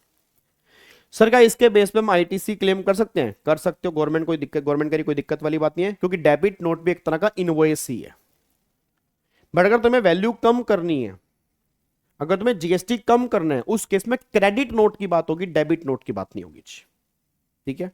अब बताओ गवर्नमेंट को फायदा किस में है? गवर्नमेंट को फायदा डेबिट नोट में है, क्योंकि वहां पर जीएसटी ज्यादा मिलेगा। फायदा कम किस में है? क्रेडिट नोट में। अब गवर्नमेंट कह रही इसीलिए डेबिट नोट इशू करने की कोई लास्ट डेट नहीं है, क्रेडिट नोट इशू करने की लास्ट डेट है। और वो लास्ट डेट क्या निकल के आ रही है? अगले साल की 30 नवंबर। और एनुअल रिटर्न फाइल करने की actual date whichever is earlier, यहां तक क्रेडिट नोट आपको इशू करना पड़ेगा जी। तो देखो यहां पर क्या निकल के आ रही है, वही जी, अगर आपकी वैल्यू ज्यादा पाई गई, ठीक है, या आपने सामान रिटर्न कर दिया, या सामान डिफेक्टिव है, मतलब वैल्यू कम करनी है, तो क्रेडिट नोट। कब तक इशू करना है? ऑब्वियस ही बात है, मंथ की जब रिटर्न जाती है वो, नहीं तो 30 नवंबर अगले साल की, और एनुअल रिटर्न फाइल करने की actual date whichever is earlier, यहां तक। फिर डेबिट नोट कहाँ आएगा? डेबिट नोट जी, डेबिट नोट सप्लीमेंट्री इनवॉइस है। अगर वैल्यू आपकी कम है, वैल्यू आपकी कम है, वैल्यू बढ़ानी है, डेबिट नोट। जीएसटी कम है, जीएसटी बढ़ाना है, उस केस में डेबिट नोट। और यहां पे कोई लास्ट डेट नहीं होती, बस ये पर ध्यान दो जी। अच्छा एक बात बताओ यार, और एक कंफ्यूजन क्यों होती है अंशिता, ओ मेरी अंशिता, और मेरे बच्चे कंफ्यूजन क्यों होती है तेनू? एवं याद कर ले, एवं याद कर ले मेरे काके। वैल्यू कम है, जीएसटी कम है, और बढ़ाना है, बढ़ाना बढ़ाना बढ़ाना, इंक्रीज करना है। क्या करना है? इंक्रीज करना है। तो इंक्रीज करना है तो आईडी दिखानी पड़ेगी, इंक्रीज करने वाले केस में डेबिट नोट, ठीक है ना। इंक्रीज, जब कुछ इंक्रीज करना है तो बोल आईडी दिखा, आईडी आईडी आईडी आईडी, आई का मतलब इंक्रीज, डी का मतलब डेबिट नोट। और अगर मान लो हमने वैल्यू कम चार्ज की, हमने वैल्यू ज्यादा चार्ज की, अब कम करना है, कम का मतलब डिक्रीज करना है, तो डिक्रीज जो होगा वो डीसी से होगा, डीसी, ठीक है। डिक्रीज करने के लिए कौन आएगा? डीसी, डीसी डिक्रीज मतलब क्रेडिट नोट, डिक्रीज मतलब क्रेडिट नोट, इंक्रीज मतलब डेबिट नोट, ठीक है। अच्छा एक बात बताना, क्या एक इनवॉइस के अंदर मल्टीपल गलतियां हो सकती हैं? सारे बच्चे बोलो, क्या एक इनवॉइस के अंदर मल्टीपल गलतियां हो सकती हैं? हो सकती हैं। तो क्या एक इनवॉइस के लिए multiple debit note, multiple credit note issue हो सकते हैं? हो सकते हैं, कोई दिक्कत नहीं है। अच्छा मल्टीपल इनवॉइस हैं, मल्टीपल इनवॉइस में गलती है, क्या उन मल्टीपल इनवॉइस के लिए एक डेबिट नोट या एक क्रेडिट नोट इशू कर सकते हैं? कर सकते हैं, कोई दिक्कत वाली बात नहीं है। देखो यहां पर assessee can issue more than one debit note credit note for one invoice, or assessee can issue only one debit note credit note for more than one tax invoice। अब यहाँ पे देखो जी, वैल्यू कम है बढ़ानी है तो डेबिट नोट, ज्यादा है तो कम करनी है तो क्रेडिट नोट, बात ही खत्म जी। कोई दिक्कत परेशानी है तो बता दो। बोलते क्यों नहीं मेरे बच्चे? बोला करो यार, तुम नहीं बोलते ना मेरे को घबराहट होती है। पक्का कोई दिक्कत तो नहीं है? ठीक है, तो ये पॉइंट निकल के आ रही है, ठीक है। एक में याद कर लो आईडी, एक में याद कर लो डीसी। आई का मतलब इंक्रीज, इंक्रीज का मतलब ID debit note, DC decrease, decrease का मतलब क्रेडिट नोट, बस ये पर ध्यान दो। अब जाके ये पॉइंट हमारे यहाँ पे खत्म हो जाता है। अकाउंट्स एंड रिकॉर्ड्स वाला टॉपिक हमने कल कर लिया था जी, ठीक है ना। अकाउंट्स एंड रिकॉर्ड्स वाला टॉपिक हम कल कर चुके थे। अब यहाँ पे आ जाओ, अब एक बार ई वे बिल का चैप्टर भी यहाँ पे देख लेते हैं, ठीक है ना। ई वे बिल वाला देख लेते हैं, कल हम रिटर्न वाला देख लेंगे, और साथ में एग्जामिशन भी स्टार्ट कर देंगे। होपफुली 20 तारीख को हम पैकअप कर देंगे सारा, मतलब 20 तारीख को मैं कोशिश कर दूंगा पैकअप कर दूंगा सारा, ठीक है। फिर ताकि 21 तारीख से प्रैक्टिस स्टार्ट करें। और पहले प्रैक्टिस किसकी कराऊंगा? जीएसटी की। पहले प्रैक्टिस किसकी कराऊंगा? जीएसटी की, ठीक है ना। और वही बच्चा आना जो अच्छे से प्रैक्टिस करना चाहता है, जो अच्छे नंबर लेना चाहता है, तो पहले प्रैक्टिस करेंगे जीएसटी की, ठीक है। बहुत बढ़िया से प्रैक्टिस करवा दूंगा जीएसटी एंड कस्टम की। मैं बता रहा हूं सर, सीए के एग्जाम में 50 नंबर का जीएसटी है, 50 के 50 पक्के करवाने की पूरी कोशिश करूंगा। सीएस के एग्जाम में 35 या 40 नंबर का जीएसटी एंड कस्टम है, पूरे नंबर तुम्हारे दिलवाने की कोशिश करूंगा। सेम फॉर सीएम में, अगर आप ये प्रैक्टिस सेशन ज्वाइन कर लेते हो, बहुत खतरनाक लेवल की प्रैक्टिस करवा दूंगा, सारे क्वेश्चन अच्छे से कर लेंगे। बट हाँ, नोट फॉर ऑल वाली सीरीज का कोई मुकाबला नहीं है। मैं तो वो हर क्लास के अंदर बोलूंगा हर क्लास के अंदर, क्योंकि वो सीरीज मैंने यूट्यूब पे ऐसी बना दी है जो कभी बन नहीं पाएगी सर। मैं सही बता रहा हूं, मैंने वो कभी नहीं बन पाएगी सर। बहुत बढ़िया लेवल के हमने क्वेश्चन की प्रैक्टिस की है, और मैंने मैराथन बना के भी डाल रखी है तुम्हारे लिए। सर जीएसटी की प्रैक्टिस कितने दिन चलेगी? मैंने मैराथन नहीं, मतलब यार पता क्या, मैराथन ना मैं ले लूंगा सर, बट बताऊं, मैं मेरे को इतना आइडिया है कि आपका प्रैक्टिस में 12 घंटे दिमाग नहीं चलेगा, इवन 10 घंटे भी नहीं चलेगा यार। तो प्रैक्टिस जो है ना वो डेली 1.5-2 घंटे की सही है। क्यों हमें दिमाग पे प्रेशर देना? बताओ, हम डेली 1.5-2 घंटे निकाल सकते हैं ना, क्यों हमें 12 घंटे निकालने? फिर 12 घंटे का आउटपुट 12 घंटे, मेरे व्यूज बढ़ जाएंगे, मेरे व्यूज खूब आएंगे सर, मेरे को पता है, लाइक्स भी बहुत आएंगे, बच्चे बहुत बढ़िया बढ़िया कमेंट भी करेंगे, यार गाबा सर छा गया 12 घंटे बैठ के। बट उससे ज्यादा मुझे तुम्हारा रिजल्ट की परवाह है कि 12 घंटे मैं तो बैठ जाऊंगा और 12 घंटे तुम्हारा दिमाग चलेगा ही नहीं प्रैक्टिस में, 6 घंटे के बाद नहीं चलेगा। तो क्यों ना हम 4-5 दिन एक्स्ट्रा लगा के 1.5 घंटा हम डेली दे दें, प्रैक्टिस अच्छे से कर लेते हैं जी।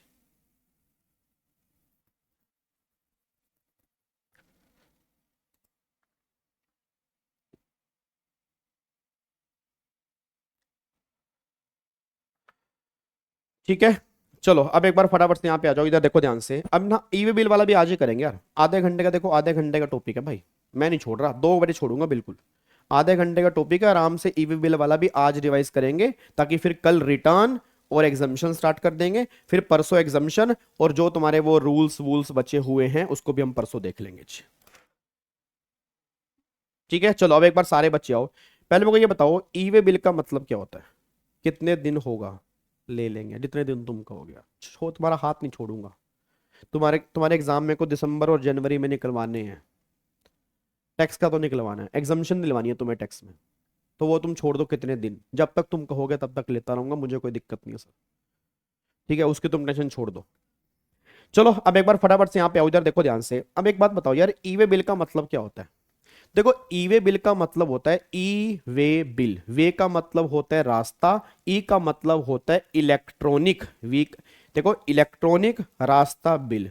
मतलब एक्चुअल में लोग क्या करते थे सर, बहुत बड़े लेवल की ना स्मगलिंग करते थे, मतलब गुड्स का मूवमेंट नहीं करते थे, बट मूवमेंट दिखा देते थे।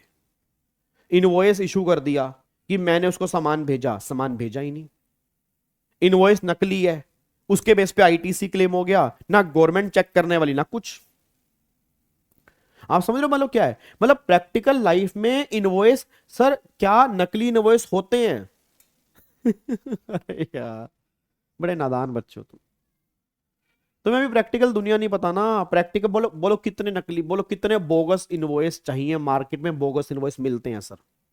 और यही तो गवर्नमेंट की सबसे बड़ी प्रॉब्लम है, गवर्नमेंट उसे बंद करना चाह रही है, और इसी बंद करने के लिए गवर्नमेंट नए नए तरीके निकाल रही है। गवर्नमेंट क्यों ई इनवॉइस लेकर आई, बोगस इनवॉइस बंद करने के लिए। गवर्नमेंट क्यों ई वे बिल वाला चैप्टर लेकर आई, बोगस इनवॉइस कम करने के लिए। तो प्रैक्टिकल लाइफ में बहुत सारे बोगस इनवॉइस होते हैं।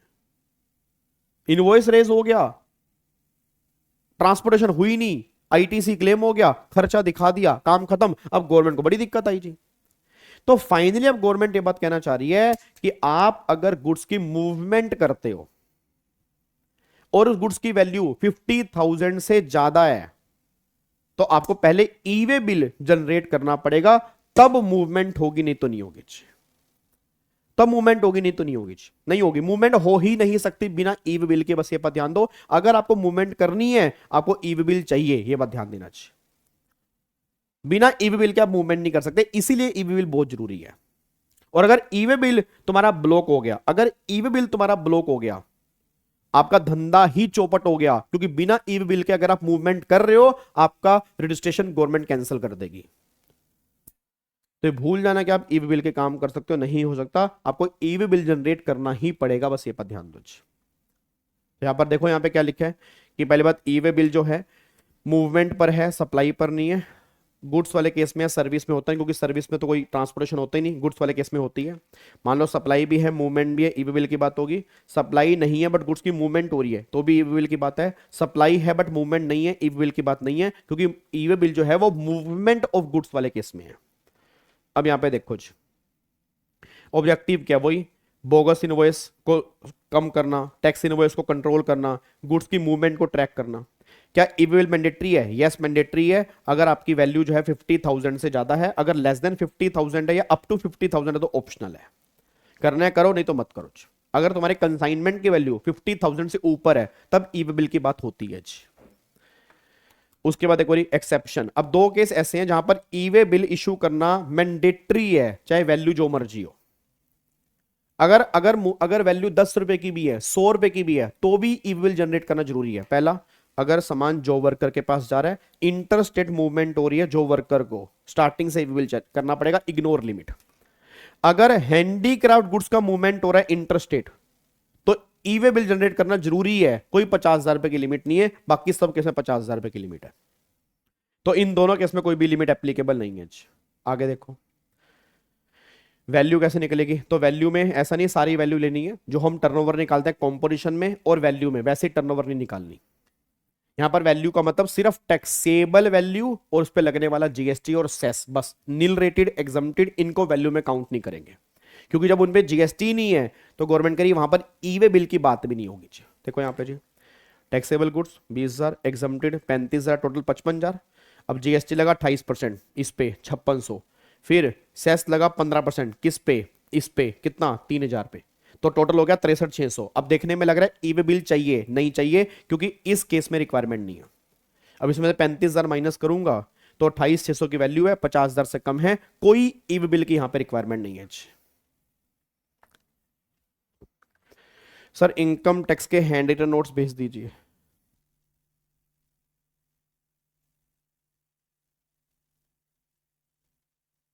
और मैं टेलीग्राम पे ना लिंक शेयर कर दूंगा ड्राइव का, उससे आप डाउनलोड कर सकते हो।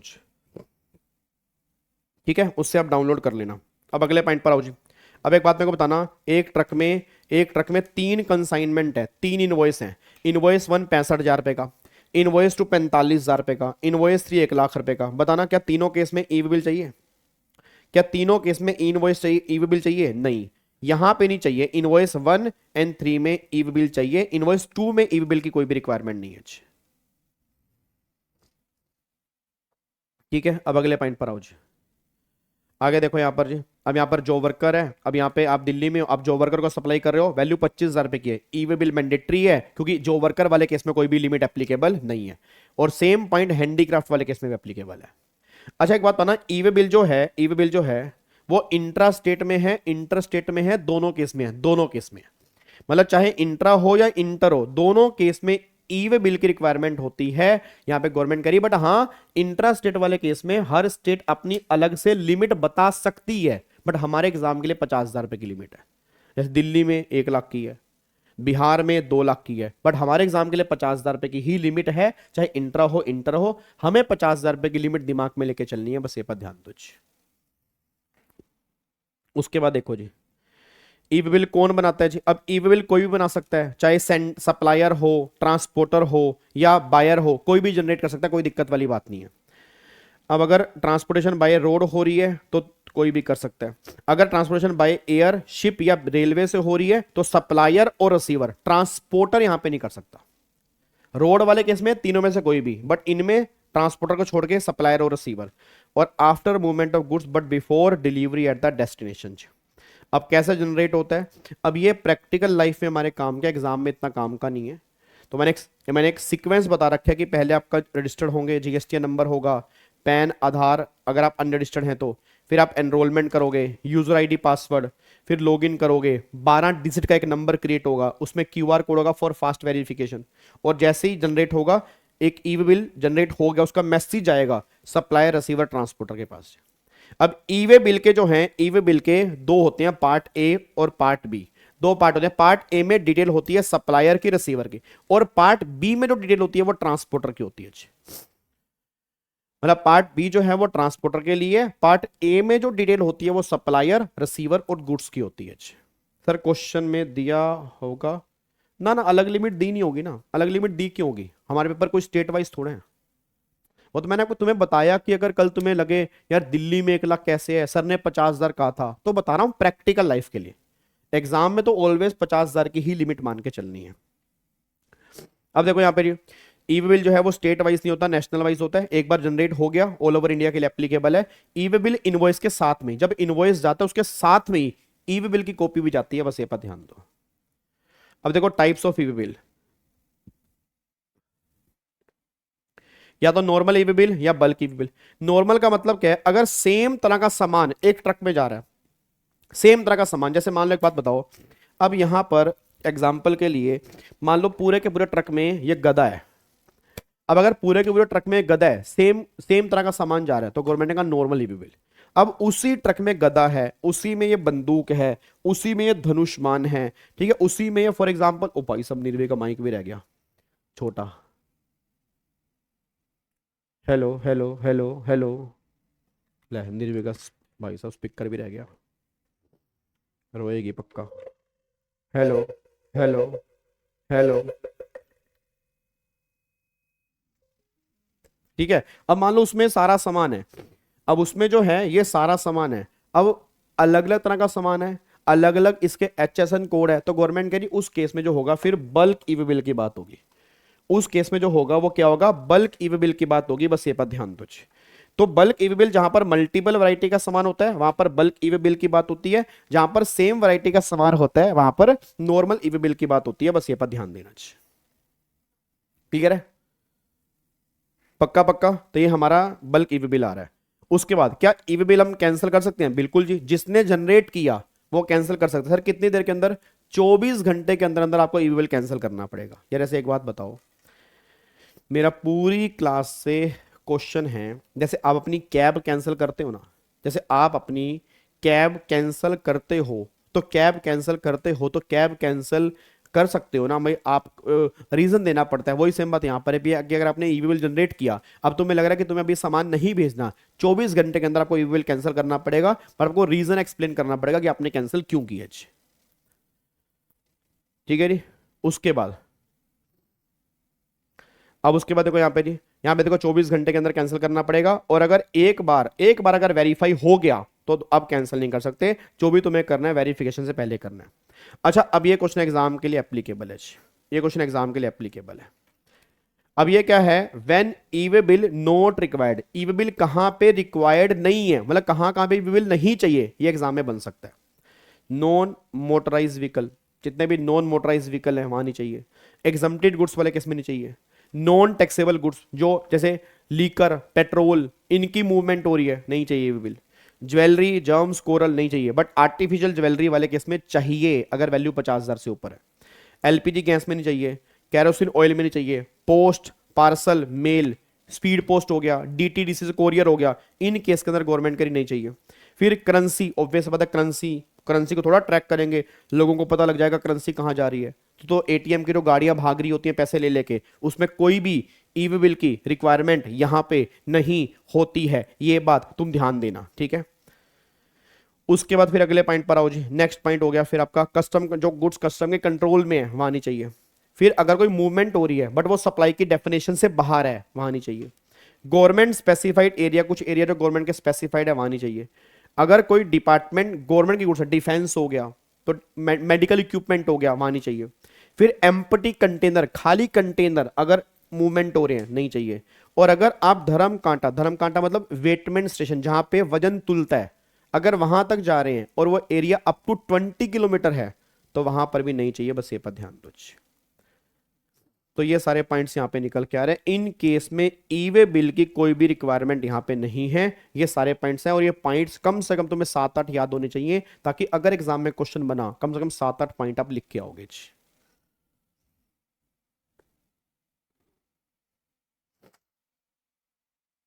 डन? क्या लोग कर सकते हैं इसको?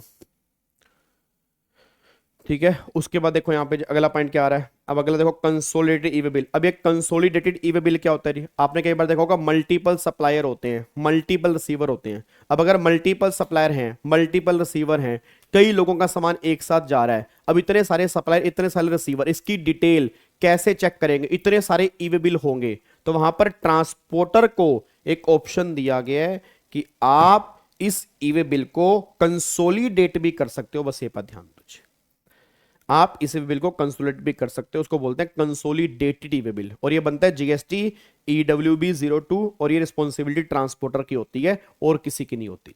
देखो यहाँ पे जी, मल्टीपल सप्लायर, मल्टीपल रिसीवर, तो उसके में 4 ईवे बिल होंगे। तो कंसोलिडेटेड ईवे बिल जो है वो ऑप्शनल है, अगर आप करोगे तो आपके लिए अच्छा रहेगा जी। अच्छा, उसके बाद देखो, हाँ आर्टिफिशियल ज्वेलरी वाले केस में चाहिए जी, आर्टिफिशियल ज्वेलरी वाले केस में चाहिए। ऑब्वियस बात, अगर वैल्यू 50,000 से ऊपर की है तो चाहिए जी। अब अगर मल्टी व्हीकल है, अब एक बात बताना यार, अगर बीच में कई व्हीकल चेंज हो रहे हैं तो आपको नहीं लग रहा हर व्हीकल की डिटेल हमें अपडेट करनी पड़ेगी? बताओ मुझे सारे बच्चे जी, अगर बीच में कई व्हीकल चेंज हो रहे हैं तो आपको नहीं लग रहा कि हर व्हीकल की डिटेल मुझे अपडेट करनी पड़ेगी? बताओ, बोलो बोलो बोलो बोलो बोलो। आपको नहीं लग रहा कि हर व्हीकल की डिटेल मुझे अपडेट करनी पड़ेगी जी? यस या नो? बिल्कुल करनी पड़ेगी यार, 100% करनी पड़ेगी। अब अगर इतने सारे व्हीकल हैं तो उस केस में हमें जो पार्ट नंबर बी है ईवी बिल का, वो हमें अपडेट करना पड़ेगा। बट अब गवर्नमेंट कहती है, देखो जी, अब गवर्नमेंट कहती है अगर सेम स्टेट में मूवमेंट हो रही है, सेम स्टेट में, और 50 किलोमीटर के अंदर अंदर हो रही है, तो उस केस में लास्ट वाला जो कन्वेंस है उसकी डिटेल अपडेट कर सकते हो, बाकियों की नहीं भी की तो चलेगा। 50 किलोमीटर से ऊपर है या इंटर स्टेट है चाहे अप टू 50 है, इंट्रास्टेट के तो हर केस में डिटेल अपडेट करनी ही करनी है। ये ऑप्शन जो दिया है वो दिया हुआ है कि अगर आपका मूवमेंट इंट्रास्टेट हो रहा है और अप टू 50 किलोमीटर है, तब आपको स्टार्टिंग वाले कन्वेंस की अपडेट नहीं करनी, सिर्फ लास्ट वाले की करनी है। बट प्रैक्टिकल लाइफ में बता दूं, प्रैक्टिकल लाइफ में आपको ई वे बिल में अगर मल्टीपल व्हीकल हैं तो हर एक की डिटेल अपडेट करनी जरूरी होती है। तो बस यहां पर मल्टी व्हीकल अगर होंगे आपको डिटेल अपडेट करनी पड़ती है, अकॉर्डिंगली आगे काम चलता है, बस ये पर ध्यान दो।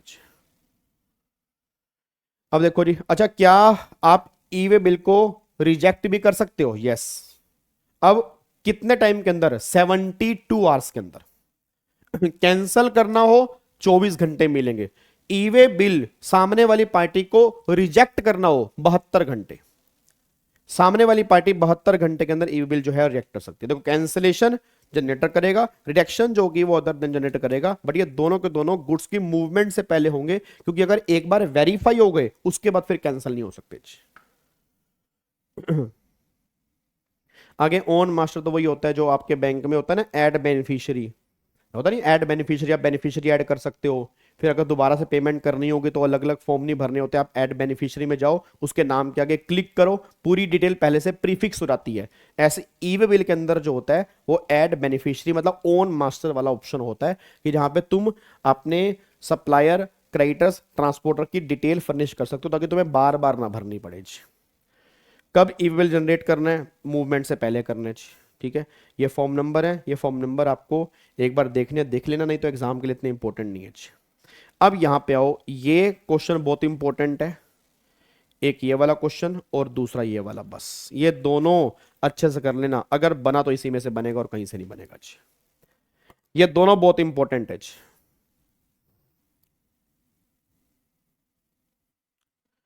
3 लाख वाली लिमिट एप्लीकेबल है दिसंबर के लिए जी।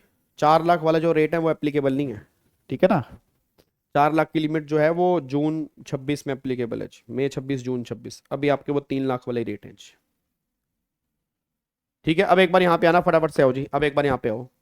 अब यहाँ पे देखो, जो ई वे बिल होता है वो कितने टाइम तक वैलिड रहता है? वैलिड कितने टाइम तक रहता है भाई? ऐसा नहीं है कि अगर आपने एक बार ई वे बिल जनरेट कर दिया तो जिंदगी के साथ भी, जिंदगी के बाद भी वैलिड रहेगा ना। अब गवर्नमेंट ने कहा तुम्हारा ई वे बिल जो है वो कब तक वैलिड रहता है, वो डिपेंड करता है कि तुम्हारी कार्गो टाइप और कितना डिस्टेंस है।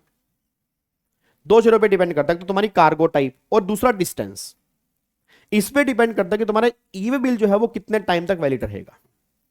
अब गवर्नमेंट ने कहा अगर तुम्हारा कार्गो, कार्गो मतलब ट्रक, ओवर डायमेंशनल कार्गो है या मल्टी मॉडल कार्गो है विद शिप या वेसल। ओवर डायमेंशनल का मतलब क्या होता है? ये आपका कार्गो जो है, ये देखो ये ओवर डायमेंशनल है, आपको दिख रहा है यहाँ पे। अगर आप एक बार देख रहे होंगे, ये देखो एक ट्रक अब जो ये सामान लेके जा रहा है, आप चेक करो इसकी डायमेंशन से कितना बाहर है। अब ये ट्रक जो अपनी डायमेंशन से बाहर सामान लेके जा रहा है, इसको बोलते हैं ओवर डायमेंशनल कार्गो। क्या बोलते हैं? Over dimensional cargo. या फिर गवर्नमेंट कह रही multi modal cargo with ship, के साथ में एक शिप भी कम से कम जा रही हो। अब बताओ इसकी स्पीड फास्ट होगी, इसकी स्पीड स्लो होगी? भाई साहब बहुत स्लो स्पीड होगी इसकी। अब अगर बहुत स्लो स्पीड होगी तो गवर्नमेंट ने कहा अप टू 20 किलोमीटर एक दिन, मतलब अप टू 20 किलोमीटर जो है वो एक दिन है, 20 किलोमीटर एक दिन तक वैलिड होगा, और अगले 20 और पार्ट के लिए एक दिन आपको और मिलेगा। बट एक कब मिलेगा? अगर तुम्हारा जो कार्गो है वो ओवर डायमेंशनल कार्गो है या मल्टी मॉडल कार्गो है विद शिप मॉडल, तो अप टू 20 पर डे, 20 और मोर के लिए फिर एक दिन आपको और मिलेगा। एक बच्चा कहता है सर मान लो हमें जाना है, जैसे मान लो हमें जाना है 45 किलोमीटर, तो क्या लेंगे? तो भाई अगर 45 जाना है तो फिर 3 दिन तक ई वे बिल जो है वैलिड रहेगा। भाई 20 20 40, 5 और पार्ट, तो और पार्ट के लिए एक दिन और मिलेगा। 3 दिन तक तुम्हें 45 किलोमीटर क्रॉस करना होगा। अगर मेरा कार्गो नॉर्मल कार्गो है,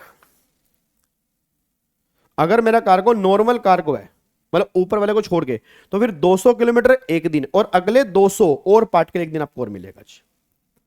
जैसे एक बात बताओ, दिल्ली से केरला जाना है 490 किलोमीटर है, नॉर्मल कार्गो बताओ, नॉर्मल कार्गो में क्या होगा? नॉर्मल कार्गो में 200 200 और 200 400 और पार्ट के लिए 1 दिन हो गया, 3 दिन हो गया। अच्छा, और अगर मल्टी मॉडल कार्गो है, विदाउट शिप है, तो विदाउट शिप वाले केस में भी वही 3 दिन हो गया। अच्छा, अगर यही ओवर डायमेंशनल कार्गो है तो 490 डिवाइड बाय 20, तो 25 दिन तक हमारा ईवी बिल जो है वैलिड रहेगा। और अगर मल्टी मॉडल कार्गो है विद शिप तो यहां पर 25 दिन तक वैलिड रहेगी। तो ये आपको देखना पड़ेगा कि हमारा कार्गो टाइप कौन सा है और कितना डिस्टेंस है। कोई दिक्कत है तो बता दो जी। डन, लॉक कर सकते हैं जी। अब उसके बाद यहां पे आओ, कहां कहां पे तुम्हारा ई वे बिल गवर्नमेंट ब्लॉक कर सकती है। याद है मैंने क्या कहा था कि अगर तुम्हारा ई वे बिल ब्लॉक हो गया, धंधा चौपट। सर फिर तो कुछ बचा ही नहीं ना यार, फिर तो कुछ बचा ही नहीं भाई। अगर ई वे बिल ही ब्लॉक हो गया, धंधा तो फिर चौपट हो गया साहब, धंधा चौपट हो गया। क्योंकि अगर ई वे बिल ब्लॉक, आप मूवमेंट नहीं कर सकते। अगर मूवमेंट नहीं कर सकते तो फिर सामान कैसे आगे लेके जाओगे। जरा मल्टी मॉडल कार्गो क्या करण, मल्टी मॉडल कार्गो होता है जैसे महाभारत के युद्ध में करण क्या हुआ था, कभी लोग रथ के ऊपर बैठते थे, फिर रथ छोड़ के घोड़े पर बैठे, घोड़ा छोड़ के फिर आगे वो बैठे, साइकिल तो नहीं थी उस टाइम, किसी और चीज के ऊपर बैठे, फिर एक पॉइंट और आया, फिर वो कहीं और बैठ के फिर वो लड़ने के लिए गए। तो क्या लड़ने तक जाने के लिए क्या उन्होंने एक ही कार्गो यूज किया, multi modal. Multi modal, multi modal का मतलब क्या होता है कि अगर तुम्हारे कन्वेंस एक से ज्यादा हो जाते हैं उसको मल्टी मॉडल कार्गो कहते हैं। क्या कहते हैं, मल्टी मॉडल कार्गो कहते हैं। बस ये पर ध्यान दो। सर 25 दिन में तो मैं पैदल ही चला जाऊंगा। हाँ चला जाइयो, ये साथ में ऊपर उठा लियो, कंधे पे उठा लियो वाला जी। रोहित ये कंधे में भी उठाना पड़ेगा ना, पैदल तो नहीं, एक इसको उठा लियो कंधे पे ना, ये जो ये दिख रहा है देखो इतना, कंधे पे उठा के चला जाइए भाई। अबे इसको कंधे पे 1 सेकंड में उठा लेंगे ना, लोग हमें कंधे में उठा लेंगे नालायकों, लोग हमें कंधे पे उठा लेंगे।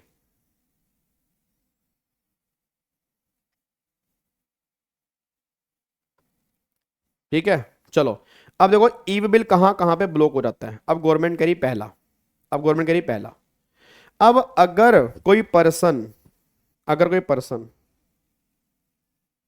अगर कोई पर्सन यहां पे आपका ईवी बिल ब्लॉक करना है तो कब कर सकता है, अगर कोई पर्सन रेगुलर स्कीम लेके बैठा है और लगातार लगातार 6 महीने उसने रिटर्न नहीं भरी, और अगर क्यूआरएमपी स्कीम ली है लगातार 2 क्वार्टर रिटर्न नहीं भरी, या लगातार 2 महीने 2 क्वार्टर जीएसटीआर 1 फर्निश नहीं किया, तो आपका ईवी बिल जो है वो ब्लॉक कर दिया जाएगा। अगर इनमें से कोई एक डिफॉल्ट भी हो गया,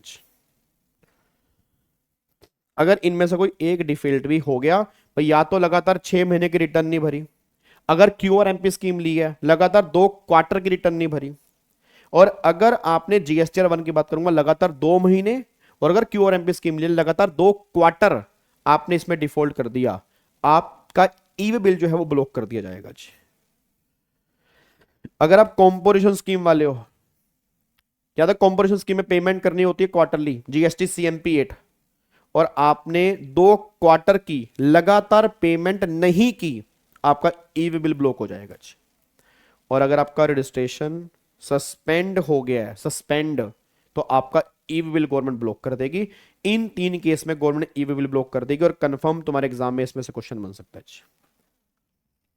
कंफर्म क्वेश्चन बन सकता है। ये बात ध्यान दो, ये बहुत इंपॉर्टेंट है ये टॉपिक। मैं फिर बोल रहा हूं ये बहुत इंपॉर्टेंट टॉपिक है, इसमें से क्वेश्चन तुम्हारे एग्जाम में कंफर्म बन सकता है कि बताओ ईवी बिल गवर्नमेंट ने कहां कहां पर ब्लॉक किया है, या आपके एग्जाम में क्वेश्चन बन सकता है। ये बात ध्यान देना चाहिए। क्या बात समझ में आ रही है? तो अब जाके टॉपिक हमारा यहाँ पे रिवाइज हो जाता है। ठीक है, अब कल एक एग्जामिनेशन वाला हम टॉपिक कर लेंगे। कल कोशिश करेंगे हम 12 बजे मिलेंगे। ठीक है, कल कोशिश करेंगे 12 बजे मिलेंगे। कंफर्म नहीं कर रहे तो 12:30 मिलेंगे, बट कोशिश करेंगे, क्योंकि कल मेरे को अपना नंगली दरबार जाना है मेरठ से आगे, तो मुझे और अंकुश सर को। तो देखते हैं, कोशिश करते हैं, अगर 12 बजे मिल पाए, नहीं तो फिर 12:30 तो मिलेंगे ही मिलेंगे। सर इसमें से भी डायरेक्ट क्वेश्चन बनेगा क्या? हाँ डायरेक्ट बनेगा, नहीं तो फिर वो केस स्टडी बेस्ड क्वेश्चन बन सकता है। थोड़ी बहुत 1-2 केस स्टडी बना देंगे, आपको सोल्व करना होगा। सर मॉड्यूल में ईवी बिल ब्लॉक वाला टॉपिक नहीं बता रहा, नहीं बता रहा वो नहीं पता, बट एग्जाम में आ चुका है जी। मॉड्यूल में तो बहुत सारी चीजें हैं जो बता रहा नहीं बता रहा, बट हमें करना है जी।